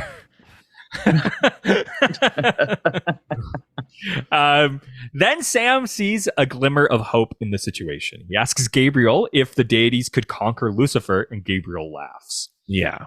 He maintains that Lucifer will turn them into finger paint, so it's best to get going while the getting's good. Again, this very like, I mean, obviously the show is centered on the Bible is real. You know, like it's not like this is a big reveal, but the idea that like Kali, Odin are these like playthings next to not even God, but just Lucifer. Yeah. Just an archangel could fuck up their shit. I mean, it is a funny thing that like it's not the only property that does that. Like I just said, comic books very much like that. But it is interesting to like right out the gate be like, these things think they're gods. It is a very Christian focused show that does not like talk well about Christianity, but is also like, but in this universe, it is the one true religion. Yeah. Like, you know what frustrates me about it? And I know this is going to be so, I'm going to be that girl. Tell me. But nice feet. For free? Anyways. I am recording the video for this. Oh, good. But the thing that frustrates me about it is like, it's that in that same realm of like, the pyramids can't be built by these indigenous people of, right. you know, of Egypt. It has to be aliens. Like, it's like, I don't like the idea that they say that like Christianity, which is a majority like white based religion, I would 100%. say, like it's majority, especially run by white people. In the realm of this is saying like these gods who are like actual huge gods and massive religions in other parts of the world are so secondary that they're not even just like that they'll just get completely fucked up by this like devil person in within this religion, but that they're just like playthings. It's just like that's so fucking racist. It's pretty shitty. Yeah, it's so shitty, and it's like, get it? It's a great show. I'm not trying to shit out on it, but as I was watching it and this was happening, I was just like, ew, that's so gross. But ew. Here's the show also doesn't 100% know what to do with it. Last episode, we see Zachariah at a bar and he says, I've been working for the guy for what, 5,000-6,000 years? You know, that's the like, how long has the earth been around if you subscribe to creationism, right? And that's the number he uses. But then in this episode, Odin or Kali or one of them says like, we were here first. We are the gods. You came later. I choked on that a little bit and too. then you kind of go like, but hang on. So wait a sec. I mean, the show eventually really solidifies what is or is not the creation story of the world, but it's interesting that they don't know it. Yeah, that they're under this prison. Does that mean God created them? God created them, and God and angels and demons are so not present until a certain point in time, and then 6,000 years ago, and then all these other gods are like, who the fuck are you? Technically they've been there the whole time. That's the creation myth, is the Christian one. But then their perception of it is like, we were here for like tens of thousands of years, and then these fuckers showed up. Like what is that, Mike? I would assume that the canon for the show is that God created them. I mean, you could make some assumptions at least, but it is like from like an actual like real person watching this thing, it does like very much seem shitty and racist. Some of these gods should get manhandled, because I bet not very many people truly believe in it. Like Odin. Like how many people in like now today truly place their religious belief in Odin? And I think we talked about there's this probably more people that believe in Ganesh and Kali. Like, they're probably like, stronger, at least in this show especially, but also like I think the general sort of like, at least there's a lot of lore behind the fact that gods get their power from how many people believe in them. So you could theoretically say, if not a lot of people believe in Odin right now, he would not be that powerful in this portrayal of him. But like Ganesh, like Kali, like those are entire countries that still believe in them. Like they have way more people than in the West. Like all of India. So you know that it would make them so much more powerful within this canon. You know, I think I would be surprised if I met anyone in real life who truly, like religiously, believed in the Olympians. Sure. You know yes. what I mean? Oh Like, yeah. Oh my god. Yeah. They're so abstracted now. Like they're just like literary. Which kind of makes sense now, that why they were the ones who maybe showed up, because Yeah, maybe these are maybe. like the D-listers, and then Maybe, yeah. I don't know. But It's like I'm just here for the gig. I'm here for the paycheck. yeah, They're just singing. they said there'd be food. yeah. But yeah, 100%. I think it's worth talking about because yeah, it is a shitty portrayal of these like very like powerful, important characters in the world. Yeah. But Dean asks why Gabriel didn't just zap the deities out of there. Gabriel explains that Kali has them tethered with a blood spell. So now we find out what the hell this whole blood thing was about. Why they had cuts on their neck. Like that was them getting attached to this blood spell, so that's why they can't leave. Yeah. So between the spritzes of breath freshener, Gabriel says that he must work some black magic of his own. He's gonna try to hit on Kali. Yeah. I didn't get that. Yeah. Dean demands Gabriel also save the captives in the freezer, but Gabriel refuses. Dean then says something that the deities think he's Loki, which means that they don't know who he really is. Right. So he repeats his demandings, adding that Gabriel doesn't do what he asks. He's going to like sell him out. Yeah. Gabriel reiterates the thing we learned about him is that he's in sort of like celestial witness protection. So it's interesting that like, because we didn't learn really what that meant. Yeah. But it's like, oh, so like you're undercover as Loki? Yeah. It's like a weird extra layer to it. Exactly. We then cut to Kali disrobing in a room when the lights suddenly go out and a candlelit dinner appears. Yeah. I kind of love that like Richard Speight Jr., not an unattractive man, but kind of a weird, odd looking guy. Yes. And I love how Very Leisure Suit Larry I vibes. love how they play him like Leisure Suit Larry, but you just roll with it and you're like, oh, this guy definitely fucks. Even though like if he was not the trickster, you'd be like, who is this guy? Also, this is the first episode they really like the way that they film him. You realize how actual short he is in this? Yeah, you really notice it. Short king. Yeah, Short absolutely. I was surprised that I was like, oh, you did they? Because before they sort of he's probably what, like 5'8", 5'9". Yeah. But Gabriel stands by with a rose, and Kali greets him with a leave. Yeah, love it. But Loki won't be easily dismissed, even though Kali has moved on with Balder. Gabriel reveals that Kali called him there. The goddess is displeased. He isn't taking things seriously, though. Gabriel proposes that if the end is coming, they should just leave. Screw this marble. Let's go to Pandora. Which, if you like don't the know, Avatar planet, that's what. The refrain. Oh, of course, that's exactly where my mind went. Exactly, which came out in 2009. So it lines up because this is in 2010. So yeah, they're making an Avatar joke. The biggest movie that doesn't matter. Yeah, that barely exists, but is also one of the top-selling movies of all time. Yeah. It's so good. Really? It's fine. I am such an Avatar fan. Really? I love it. So you're pumped for like the I work the at a new movie ones theater. coming? Bitch, you have no fucking idea how excited I am for that movie. Oh my god. I listen to the soundtrack. Like sometimes if I'm just like chilling at home, I listen. Jake's First Flight's best song. It's the best song on the whole album. Wow. Yeah, bitch. Oh my god. Avatar World at Disney.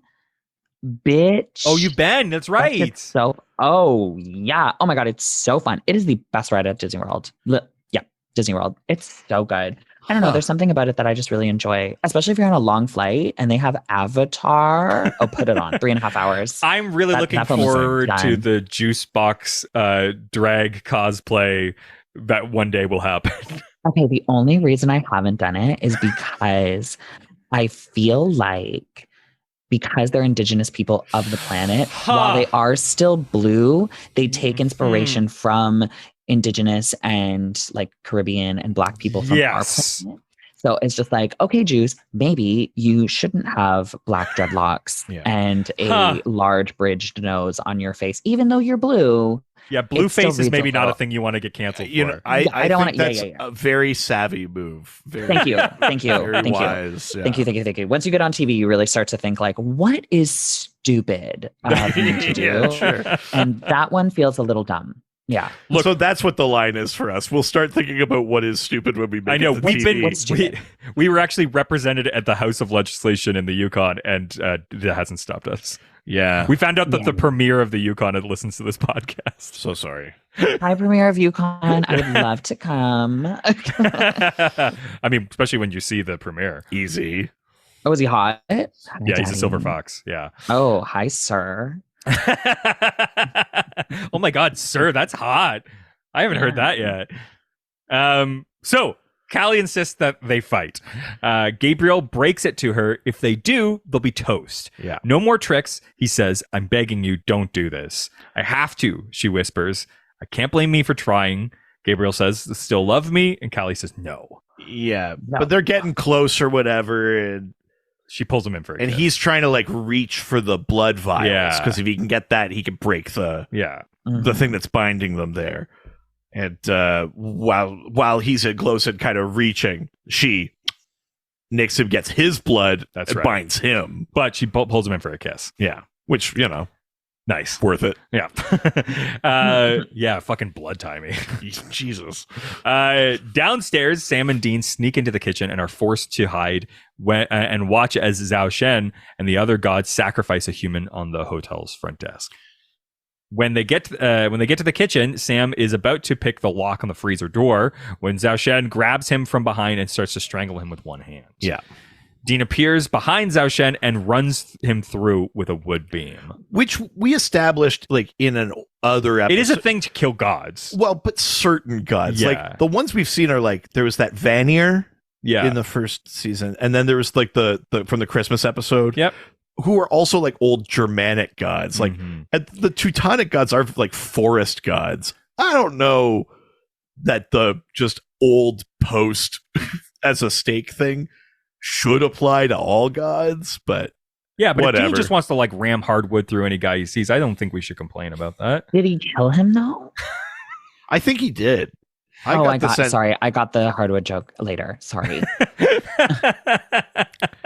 I think he did kill him. That's how Did I he kill saw him? that. Yeah. Yeah, That frustrates me. These are gods. Why are you just able to kill him with a little This thing? is what I Like, mean. it's- Demigods, maybe, but like full out gods. Right. Like Yeah. you're just a little white dude. Like I'm not vibing. Like Yes. why can you do this? Fully agree. Anyway.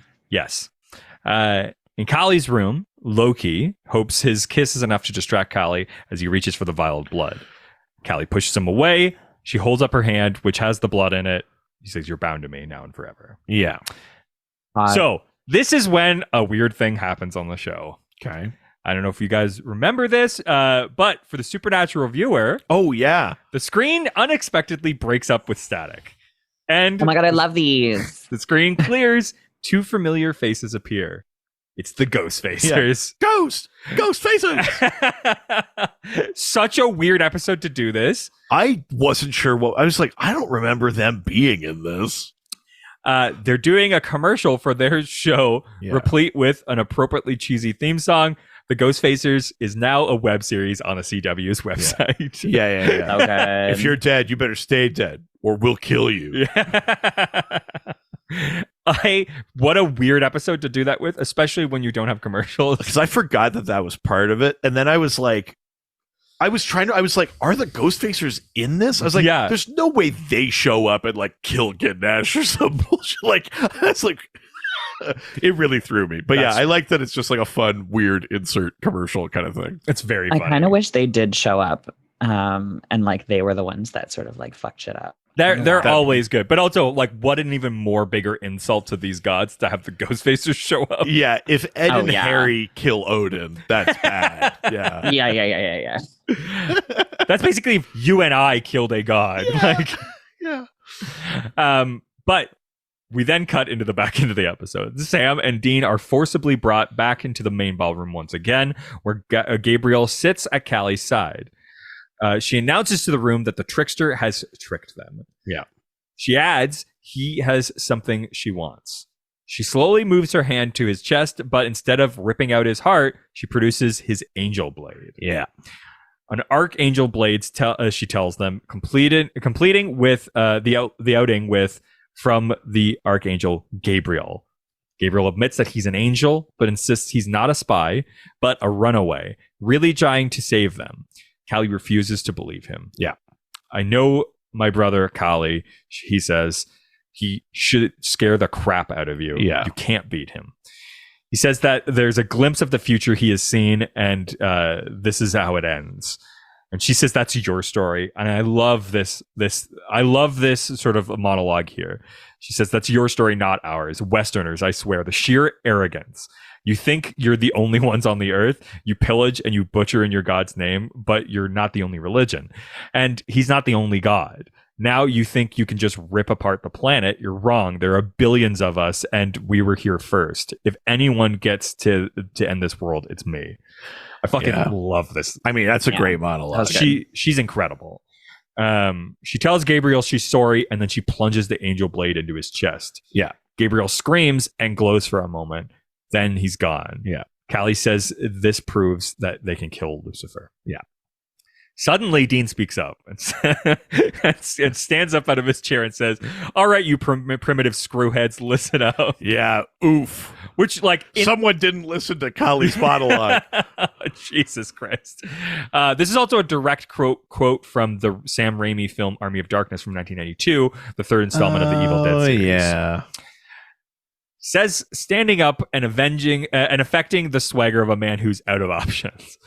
Now, on any other given day, I'd be doing my damage to kill you, you filtering, murdering chimps. Yeah. Again, really don't love this. Pretty fucked up.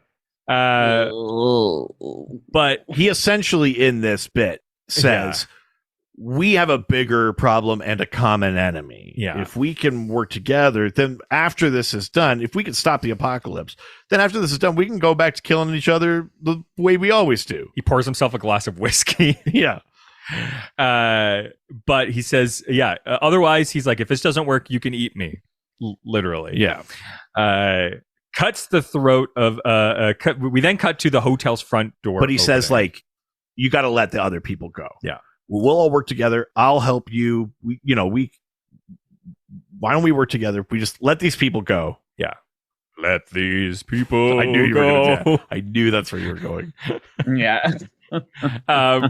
We then cut to the hotel's front doors opening and the people previously trapped in the freezer running out and screaming bloody murder. Yeah. Someone calls to Dean from the back seat of the Impala. It's Gabriel. Yeah. You'd think I'd give Callie my real sword? That thing can kill me. It's very funny. Yeah. So here's an interesting thing here. That sort of the show a bit myths, but partly because of the way that a bit of spoilers for the future. Yeah, they hadn't thought of this at this point. So Callie's plan was to take Gabriel's archangel's blade and kill Lucifer with it. Yeah, as is shown, an archangel's blade does not look the same as the blades of the lower angels. It is gold with a spiral drill-like blade instead of silver with a straight edge blade. But I don't think we see that kind of archangel blade until like season 12 or something. The blade Callie takes from Gabriel is a normal angel blade. Yeah. He did not bring his actual blade as a precaution. But even if Callie had been able to use Gabriel's real blade, it still wouldn't have worked on Lucifer. In a future episode, it is discovered that only the angel blade can kill another archangel. The archangel blade. The blade is capable of killing other entities like angels and demons, but when not wielded by an archangel, however. Yeah. So it literally kind of doesn't matter, but it is what it is. Yeah. He then tells Dean that's just one of those things where the show just hadn't created the lore couldn't yet. have figured out where it was going. Exactly. In a season where they thought it was ending. Totally. You know? Yeah. He then tells Dean that Callie liked his speech and tells him to get close and grab their blood so they can all get out. Dean counters Gabriel should sack up and help them kill Lucifer. Nice, Dean. Gabriel refuses and says he's blowing Jonestown. So when he says that, like the Jonestown cult, this is a reference to the mass suicide led by the cult leader Jim Jones. There were 909 killed, with all but 2 deaths caused by cyanide poisoning. Yeah. On tapes recorded prior to the event, Jones and the other members referred to this as a suicide as a revolutionary suicide. In Hammer of the Gods, the location is in Indiana. And Indianapolis, Indiana, is where the People's Temple cult was formed. This is the 1970. Kool-Aid thing, though, Yeah, too, right? yeah. Because 2 episodes ago, there's also a Kool-Aid reference. We love coming back to Jonestown. But they're doing both in Indiana as well. In 1977, the members of the temple moved to Guyana, where Jonestown was erected in an effort to escape the building pressure and the allegations from various sources. Many of the members of the People's Temple believed that the promise from Jones was, and that Guyana would be a utopia, a paradise. This corresponds with what is happening between the angels, devils, and the gods. Right. So Dean says that he's right. He sees right through Gabriel, even though the deities in there stabbed him through the heart. They're still his family, which I think is weird. I'll be honest. They're saying that those gods are his family. Well, but again, he's in witness protection, right? He's in with the so-called lesser gods. Yes, they're still his family. Because he's Loki. Because he's Loki, right? He's low-key Loki. Hey. High key, he's low key. Just a worse version of the joke I made, I think. But yeah, that's what I'm here for. But it's interesting, right? Because it appears like it's true that he does actually feel for these gods. Yeah. He reminds Gabriel that they're going to die without his help. That is, unless he has a better plan. Gabriel says he can't kill his brother, but Dean says can't or won't. And Gabriel stays silent. Yeah, and Dean's like, figured. Yeah. But Sam tells Kali to fulfill his end of the deal. The sigils must be removed from his ribs. Dean comes in and rats out Gabriel is still. Yeah, they're gonna like call Lucifer. That was Sam and Dean's bargaining chip. It's like we can all work together because we can get Lucifer here. Yes, but now Mercury has summoned him instead. Yeah, that little sniveling weasel. Yeah, they do a really good job making him a little shithead. Yeah. But Lucifer is showing up with his deteriorating vessel. I love the look of him, like some great makeup vessel, work. Honestly, I really love the. Although I do feel like, and I don't know if this is an unavoidable makeup thing. I feel like they've made his skin more pale, but like where his forehead wrinkles, they like didn't get in there because you can see like his. That's avoidable. Skin. Yeah. That's avoidable. Yeah. I don't want to shit on makeup artists, but it wasn't my favorite makeup. Sure. Yeah. Fair. I was looking at it and I was like, oh, okay. It might have been like a sign of the times, I guess. Like that we have things that would work a little bit better now. But the scabs looked placed on and the paling out was like very obviously paling out. Has like makeup like that really like progressed even just in the last like 10 years? Yeah. Wow. There's a lot of things that and especially like tricks and different things that you can use on the skin. There's still like old tricks that work really well, and sometimes the old stuff works great. But with HD and like the going towards more and more HD things, you have to get even more HD with the general prosthetics and the practical application of things. So it wasn't my favorite. It kind of just looked like eyelash glue, like stamped on with like a little bit of blood in it. Is it like a combination of the makeup itself chemically is always improving, and then also people are developing like better techniques or tools? Yeah, it's kind of both. Yeah, it's kind of both. And especially like a lot of the time too, they figure out like easier ways to do things, or things that are more convincing, or things that blend down a lot nicer. Right. So yeah, I don't know. I just thought it wasn't my favorite makeup in the world, but it also was just like, it's a hard thing to do because it's an HD camera.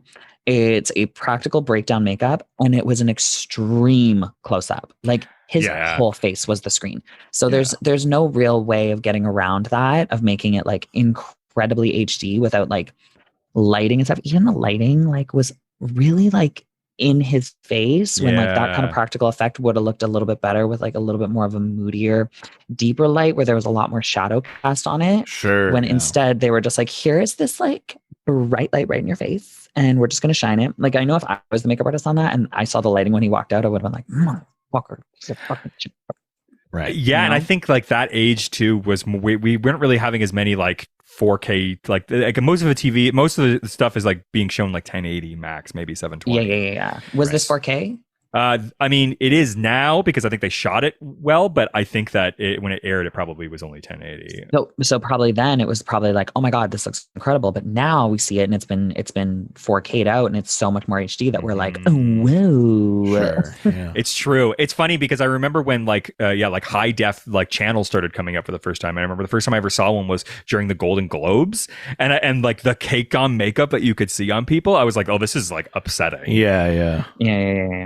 It's crazy how much that stuff changes in just a few years. But I do like Lucifer in this scene. I love like the absolute disdain that he has for it's like he says that Mercury think like whatever this is worth anything to me. It's like I would have found you all anyway. Like he points at Mercury and tells him that like these gods are worse than humans. They're worse than demons. And yet Lucifer says they claim to be gods. He leans his head to one side and twists his finger, twisting Mercury's neck at the same time. Yeah. And they call me prideful, Lucifer sneers. I mean, look, it's racist, but also it's Lucifer. So you're like, I mean, it adds up. Yeah, it adds up. But Lucifer having this opinion totally works. The episode having this opinion is less good. Yeah. It makes sense for his character, but the idea that one form of religion is able to so easily destroy and kill another deity, especially like making them like sentient meat sacks. Yeah. Not like these godly creatures that are like just these like celestial. Yeah, they're like monsters. You're right. They're monsters. They're just big meat sacks that he can go about and just snap his neck and he'll bleed out and die. Like it's because they're not even really on the level of angels. You don't even see them use any magic or anything. No, they're kind of you do, just not really. They're mostly just like they could be jinn. You know what I mean? Like they could they're kind of on that level of what we've set up in the show. Yeah, it's really and who knows? Maybe it is partly about the like how many believers do you have in some cases, but I still got to imagine and like that's it. And maybe there's a reason that Kali like was so powerful is more powerful than the rest of them. Hopefully. Inside the ballroom, the lights are now flashing. Balder and Kali can tell something is wrong. Yeah. Outside, Odin is wailing at Lucifer's feet as he crushes him. Yeah. Odin goes out like a punk bitch. Yeah. Right. Totally. Ganesh charges Lucifer, and with a wave of his hand, the devil turns the elephant god into a blood stain on the wall. Yeah. And does the same with Baron Samedi. I could see you not loving that. Yeah. Don't really love that. Yeah, I didn't love that. It's him. It's cool to see him tear through things. It sucks that they are gods. Yes. It would have been cool if they were like vampires or werewolves or something. And it was like if that was like Sam and Dean's plan is like, can we turn the monsters against Lucifer? And then he tears through them. Like that would have been cool. It's like a Darth Vader hallway scene thing. Right? You know what I mean? Like that's kind of cool shit. But Sam says it's him. Dean begs the deities to sap them away, and Balder says they can't. Lucifer is stopping them, and now he's in the room. Yeah, Balder kind of steps up like a big man. But some of these people, like, is it just underestimating how powerful Lucifer is, or is it like not being good at fighting? Why would you be close enough for Lucifer to punch through your chest? I do think that it's a little bit of both. I think that like the way that they're portraying at least these gods, that they actually don't really understand where the hierarchy is. They don't understand. Yeah. Lucifer replies, pissing contest. Yeah, exactly. Or again, maybe 5,000 years ago, maybe Balder would have been more, based on relative levels of belief or whatever. Who knows? Yeah. But Lucifer punches through Balder's torso. Yeah. Kali then makes her last stand. Her arms become pillars of flame, and she floods Lucifer with fire. But I think I like the idea of this effect more than I like how the effect looks. Sure. Yeah. 100%. She's, pretty cool and badass, but I also feel like they've cut around her kind of fight sequences in this episode in a way that makes me think she didn't execute it well enough to be in mid shots. Oh, do you think? Oh, maybe. You don't really see her do a lot or like move a lot in her kind of fight sequences. And I feel like maybe because she wasn't a great fight. It feels like it's edited to compensate for them not quite getting it in a wider shot. But Lucifer ends up sending her flying with an uppercut. Yeah. Gabriel suddenly appears and hands Dean a copy of Casa Erotica 13. Yeah, he says, hold on to this with your life. He steps in as Lucifer moves to grind Kali under his foot. Yeah. And pushes his brother across the room. Yeah. Lucy, I'm home. Love it. Obviously quoting classic I Love Lucy from 1951. Great TV show. That's right. He instructs Dean and Sam to get Kali out of the room and holds off Lucifer, who can't believe his brother would betray him over a girl. I think this is... I hate that. Well, yeah. I think this is a really good scene. A lot of things happen in here. Yeah. Gabriel has a very pointed thing where he's like, I'm not on Michael's side. He's like, I'm not choosing either of you. I'm on their side because Dad is right. They're better than us, you know? Yeah.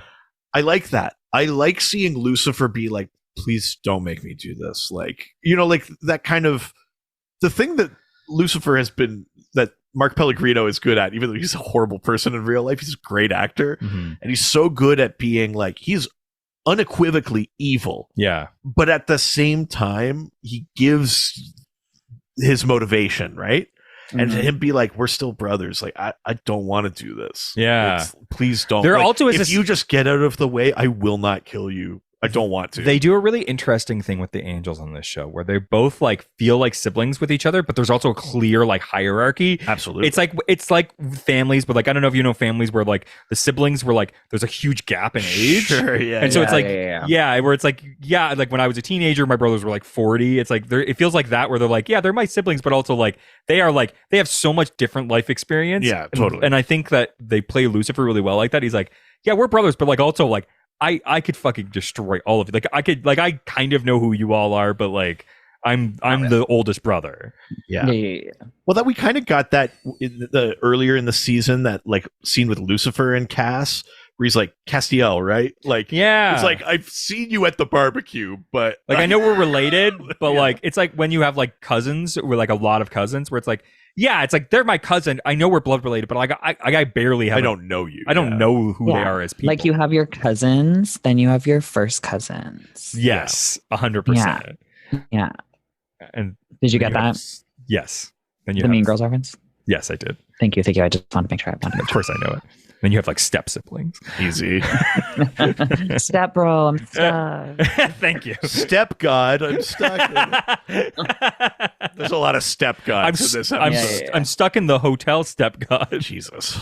I think this is a good scene, though. I like that Richard Speight Jr. is still playing some of like the wit of the trickster and Gabriel, but he's also like, this is his like, no, I'm making a choice moment. And he kind of gets serious, and our short king gets like a little badass. Yeah, he says in a way that we haven't seen, because Lucifer basically calls humans like they're like flawed and they're cockroaches, and Gabriel says they are. But also, like, there's a lot of really great thing, and they have like forgiveness, and they try to do better. And then he says you should see the spearmint rhino. So what that is the spearmint rhino is a gentleman's club. Oh my god! Of course it is. Yeah, of course. Yeah. Classic Gabriel. But Lucifer begs Gabriel to not make him do this.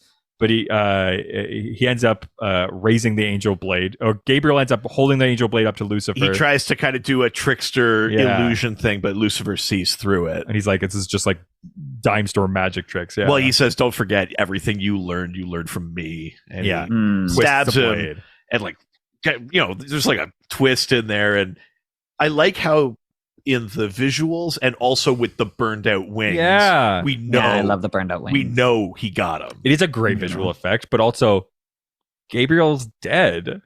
Technically shouldn't be because it's not an archangel blade, but I don't think he shows up again. I think this is it, isn't it? Oh, he might. I can't remember. Oh, yeah, you're right. Never mind. Anyways, I did a lot of eye talking there. I was like, do I say a bunch and make Richard cut it out, or do I just really emphasize with my face? Your mouth's saying nothing but your eyes. Your eyes say everything. We are then treated to the opening scenes of Casa Erotica 13. Yeah. Okay, this is another, like, these brothers who are willing to jack off in the same hotel room next to each other are also just like, put a laptop on top of the car outside and let's watch porn. Let's rub it out, bro. We're really close. We even get a disclaimer at the start. All the performers in the film are of legal age. We then open with a blonde woman wearing nothing but underwear. And Lucid Heels doing Dear Diary voice. Yeah, I like how she's like, it's really hard being the CEO of business enterprises or whatever the fuck she says. Powerful executive. Yeah. But sometimes she needs something different. Sometimes she needs Casa Erotica. It's so like feels like Red Shoe Diaries. I love it so much because it's actual porn. Yes. Yeah. So Red Shoe Diaries. Thank you. You were a real one, Red Shoe Diaries. What was Juice Boxx, what was your coming of age like pornography that you got access to at an early age? On cable at 3 a.m. Bowflex commercials. Oh, hell yeah. Yeah. Yeah, I was like, oh, I'm gay. I'm gay. Holy shit. Bowflex or Queer as Folk at midnight. Of course, on, yeah. At level 1 for the volume. Or, yep. Or I forgot. I did watch a lot of the L Word. Yeah, I mean, yeah. Oz. Oh my god. Let me suck your dick and then snap my neck. Like God. Juice Boxx has the perfect tonality for this show. I love it. Amazing. Thank you. I love you so much. I love the idea of like years from now, you should write a book and just call it Bowflex Made Me Know I Was Gay. I tell that to a lot of people. They're like, what was your gay awakening? I'm like, Bowflex. I get it. The Wild On TV show was for me. The Ease Wild On with, I think it was what's her name? The Jane's Addiction guitar player's Carmen Electra. She was the host of that show. But I remember I have this actually bit as my stand-up where I was watching that one night and then I could hear my mom came downstairs, and so I quickly changed it to something. But I changed it to like Late Night with David Letterman, and thinking I was scot-free. And then later on I found out... But your dick was still out, that your mom just thought you were jerking off to the top 10? Exactly. Wait, really? Yes. And so my mother... my whole family for basically my entire childhood was convinced that I was gay. I can vouch for that. Everyone kind of thought I was gay for a long time. God, that's I was amazing. I was sitting there waiting. I was just like, come on, girl. There is a lot of very close photos of the two of us together. Yeah. A lot of sweaty photos with tank tops. Yeah. Where I was just like, join us. But it was very funny because then my mother was being like at like we would go to like my grandparents' like friends' houses, and my mother would be like, hey, like, don't let him watch Letterman. Well, more like, hey, like this woman's husband and her are very happy together, like making sure that I didn't like flirt with like she was like fully convinced I was into like old dudes. Nice. Wow. Yeah. That's amazing. She was wrong. You're just into old ladies. Yes. I mean, cougars. Mm-hmm. Mommy. Yeah, really tall ones. I don't even want to see you if you're under 40. Get out of here. Get out of sight. But sometimes she needs something different. She needs Casa Erotica. Yeah. So then there's a knock at the door. It's room service. He busts in. He's a pizza guy. Yeah, Gabriel's a pizza guy. He's got an insane, stupid mustache on, and they kind of start, making out or whatever, and then he looks down the barrel of the camera and goes, "Hey Sam, hey Dean, if you're watching this, I'm dead." But right before that, what's great is that the boys are watching this on the laptop, and Sam can't believe Gabriel asked them to guard this with his life, and Dean says, "It's a good one." I love. Yeah, so funny. In the film, the door opens and the room service waiter appears. Gabriel's wearing a cheap costume and a mustache, and he says he has a special delivery of Hungarian sausage. This is also what I enjoy is that Dean says this is a good one, which means he's watched it. Yeah, which means that like it has the extra layer of Gabriel has magically inserted himself into an existing film, which is very funny. I love that. He's already jerked off too. Yeah. Of course. Also, if you put like the timeline of this together, you go, when?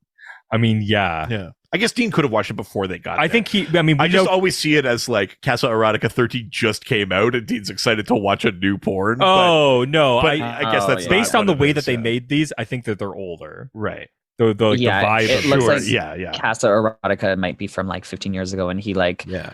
found it in the bottom of like his dad's truck. Right. It's an VHS. old like 90s thing. Now that's what I call dick. Yeah. Volume. Yeah. Just Bush.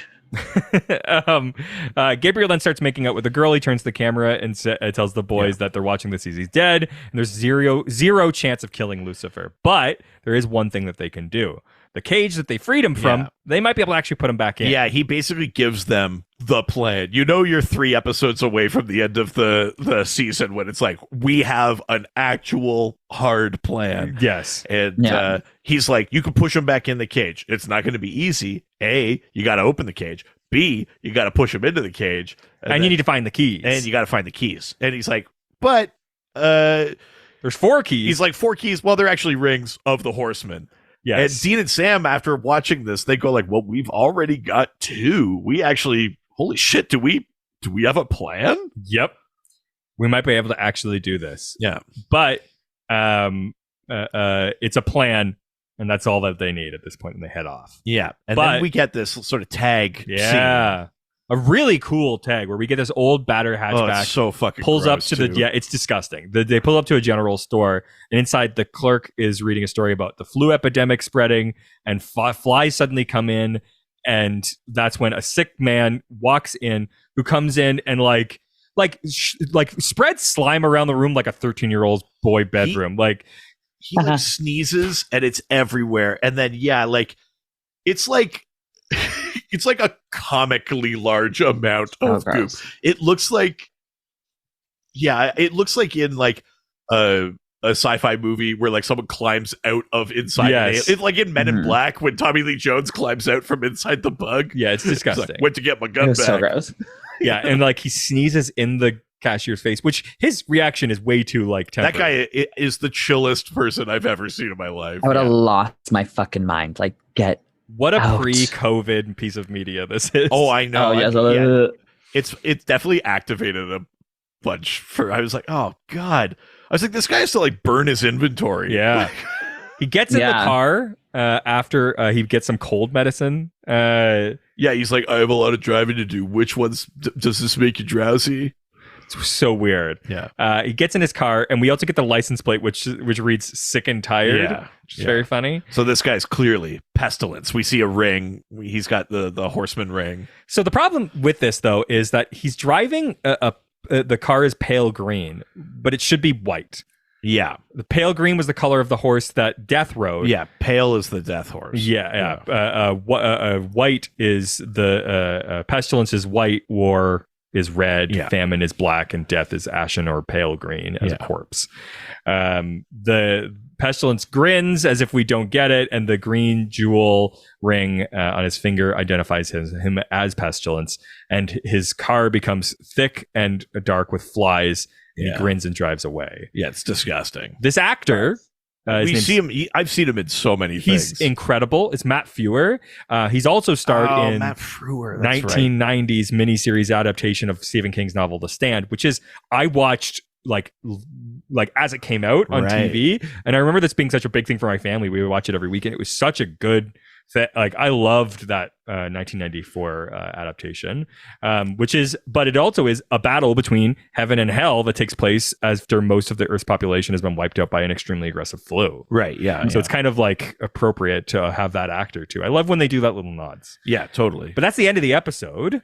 So it's time to talk about what we thought and give our sort of rankings out of 5. Juice Boxx, you're our guest. Let's start with you. Tell us what you thought about this episode and what you want to give as a ranking. I thought it was racist. You're not wrong. I'm not wrong. It wasn't my favorite episode. I have other ones that I enjoy. It didn't feel as monster of the week. I like the ones where it actually feels like something's happening to push the storyline through, where it's not just like, here's the monster and then here's a little tidbit to keep the story going later. You know, it really felt like this was one where it was just like, here is an integral part of the story for the remainder of the season. Totally. But the just like the racist undertone just really threw me for the rest of it. Totally. But that was mostly it. I would give it out of, what's the rankings? How do we do it? Out of 5, Out of whatever 5, you and want. you can say it's out of 5 whatevers. Oh, out of 5 whatevers. I give it 1 eyeball soup. Wow. Really didn't like the episode. No, it's not that I didn't like the episode. I just have a zero tolerance for that's absolutely fair. Totally fair. Time for us to look real racist. Yeah, I basically I just looked right past all of the racism Because we're white men, right? It didn't affect me. No. I think in my head, in my memory of this episode, we got more of a spotlight on the other people around the table. Yeah. Obviously, Kali is featured pretty heavily. We see Balder a bit. We see Mercury a bit. In my head, there was more of a... You got to see more of them do more things. I don't know why. So I think that is slightly disappointing. I agree about the proposition of the episode where like God and the angels are obviously the real ones. The rest of you are like fucking nothings. You pretend to be like, you think you're gods. Isn't that cute? Yeah. That is like super shitting on other cultures and stuff like that. It's a worse version of the thing I've come to accept in comic books. Yeah. Which is that, because in comic books, those gods would be on a level with your angels or your shit. Like they'd all be super powerful. And you kind of go like, maybe the god is like just a kind of creator energy. And even the angels are just believing in him as opposed to him being like God. You know what I mean? Yeah. Like, there's a something is different about it in comics, or maybe I'm just being an apologist. So I wish that there was more from the other gods in this episode. I love Gabriel in this episode. Yeah, I really think he does such a good job of keeping the things we know and like about, you know, the trickster, the kind of the fun, the irreverence, the like we're like hold my porn, like that kind of shit. And then he also gets a very real moment, a great monologue, a good scene with Lucifer. Lucifer's performance is great. Sam and Dean are kind of along for the ride. They're sort of like, they're not really turning in anything in the way of performances or anything of note in this episode. No Emmys for them this one. I don't know why we needed the people in there, like the other people. You mean like the victims? Yeah. I think just because it's gross, like to kill people. But to our point about the promo being weird, yeah, shouldn't it be like at least a story thing of like they need to get out? Our believers are fewer now. We need to make some sacrifices to power us up to fight. Sure. Like, shouldn't there be like more of a reason that they need like 30 people in a freezer? Yeah. I think but that's what I think falls into the racist aspect of it, is that it was equating them to just being like savages, like they were just savagery, murdering people, right? They couldn't think of a higher thing from it. That's what I was just like, I'm not loving this. Yeah, you're totally right. Yeah, fair enough. Yeah. I think what I'm getting at is that the episode has components to it that are either problematic or throwaway. And in both cases, you're wasting screen time. Yeah. Like, it would be cooler to see more actual stuff about these deities or how their powers work. Yeah. Or, you know, all of it's an opportunity to learn about them. We learn nothing, you know. I like the tags at the end, both the like, here's your plan for the end of the season. I love the way that they do it. And it's setting up pestilence is really cool. But yeah, in general, this episode, I think, is a bunch of kind of wasted opportunities. I just like Gabriel so much, though. I know. And I like the performances of some of those gods. I think I'm going to give this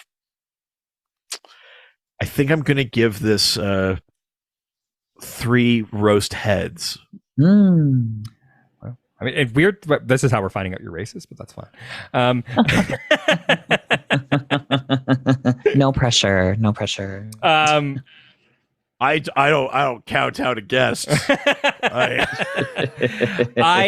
think that the casting in this is really well done. I love the guy who plays Odin. Like Yeah, I just wanted more of him. Though. Yeah, He's I just think this grumpy old guy in a coat, and we see him once where people go like, "Your beliefs are dumb," and then we see him once get his head crushed in a hall. I'll say Yeah. something that may be incorrect, but feels like it's wrong in my head. But Okay. it's the actor that plays Ganesh should be like Indian.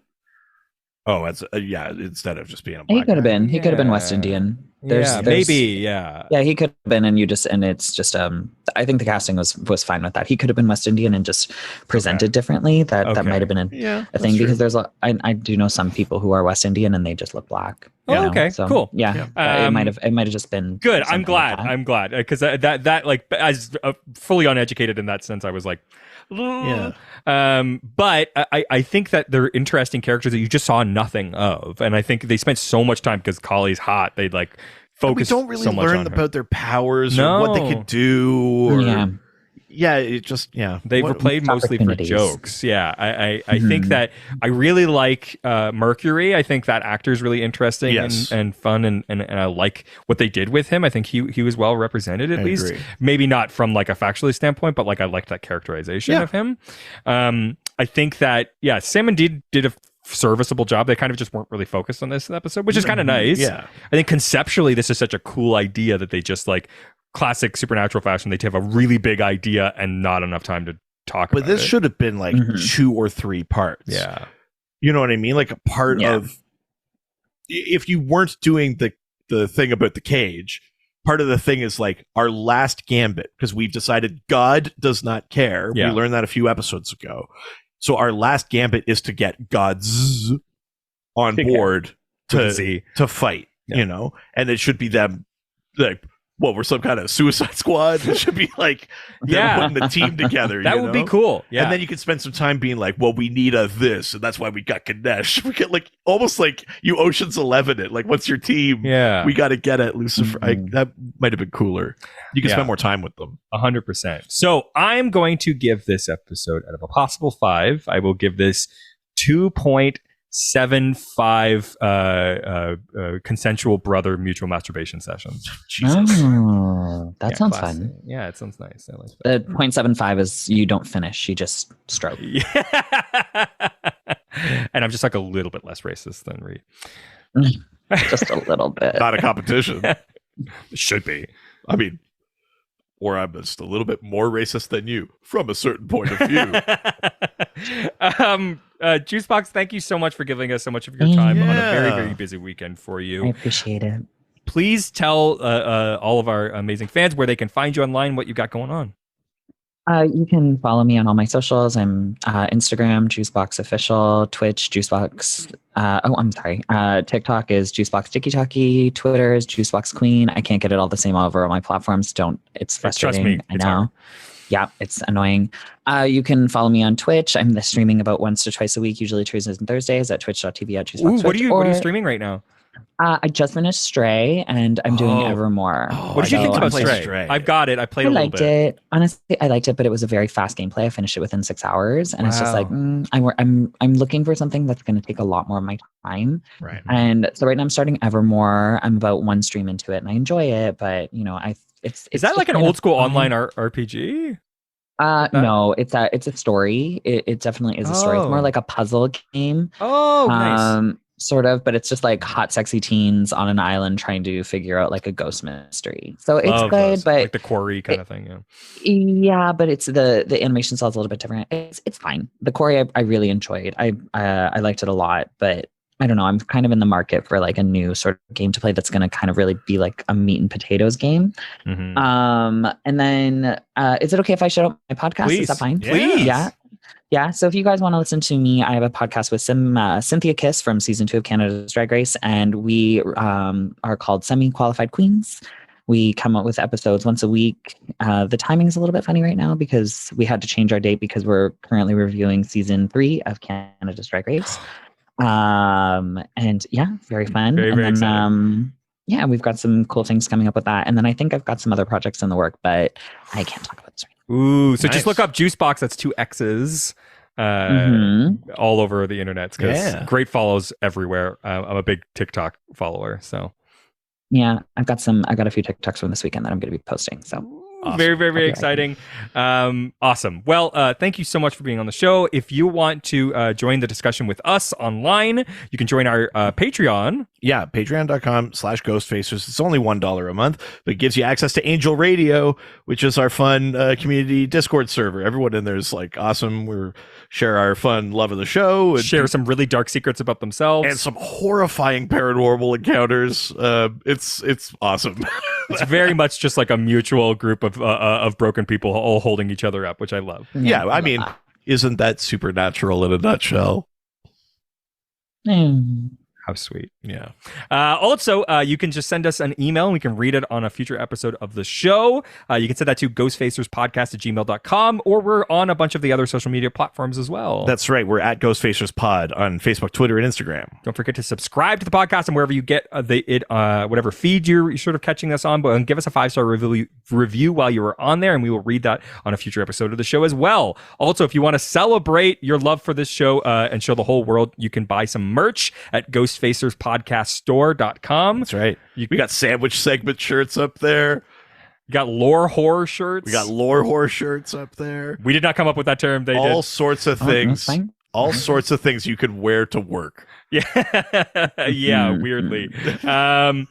Also, we have another podcast all about DC comic books called Dr. DC. Yeah, Dr. DC podcast. If you like how we talk about lore and stuff over here, you might enjoy how we talk about that in the context of superheroes and the cosmology of how those things work. We literally just last week put out an episode about like gods and how it even works when there's gods on other planets and stuff like that. So it actually ties in. Or I guess by the time this comes out, it was several weeks ago. Sure. But you can find it. Absolutely. One of our most infamous guests, thank you so much for coming on the podcast again, Juice Boxx. Thanks, besties. Please say goodbye. Goodbye. Now you say goodbye, bitch. Sure.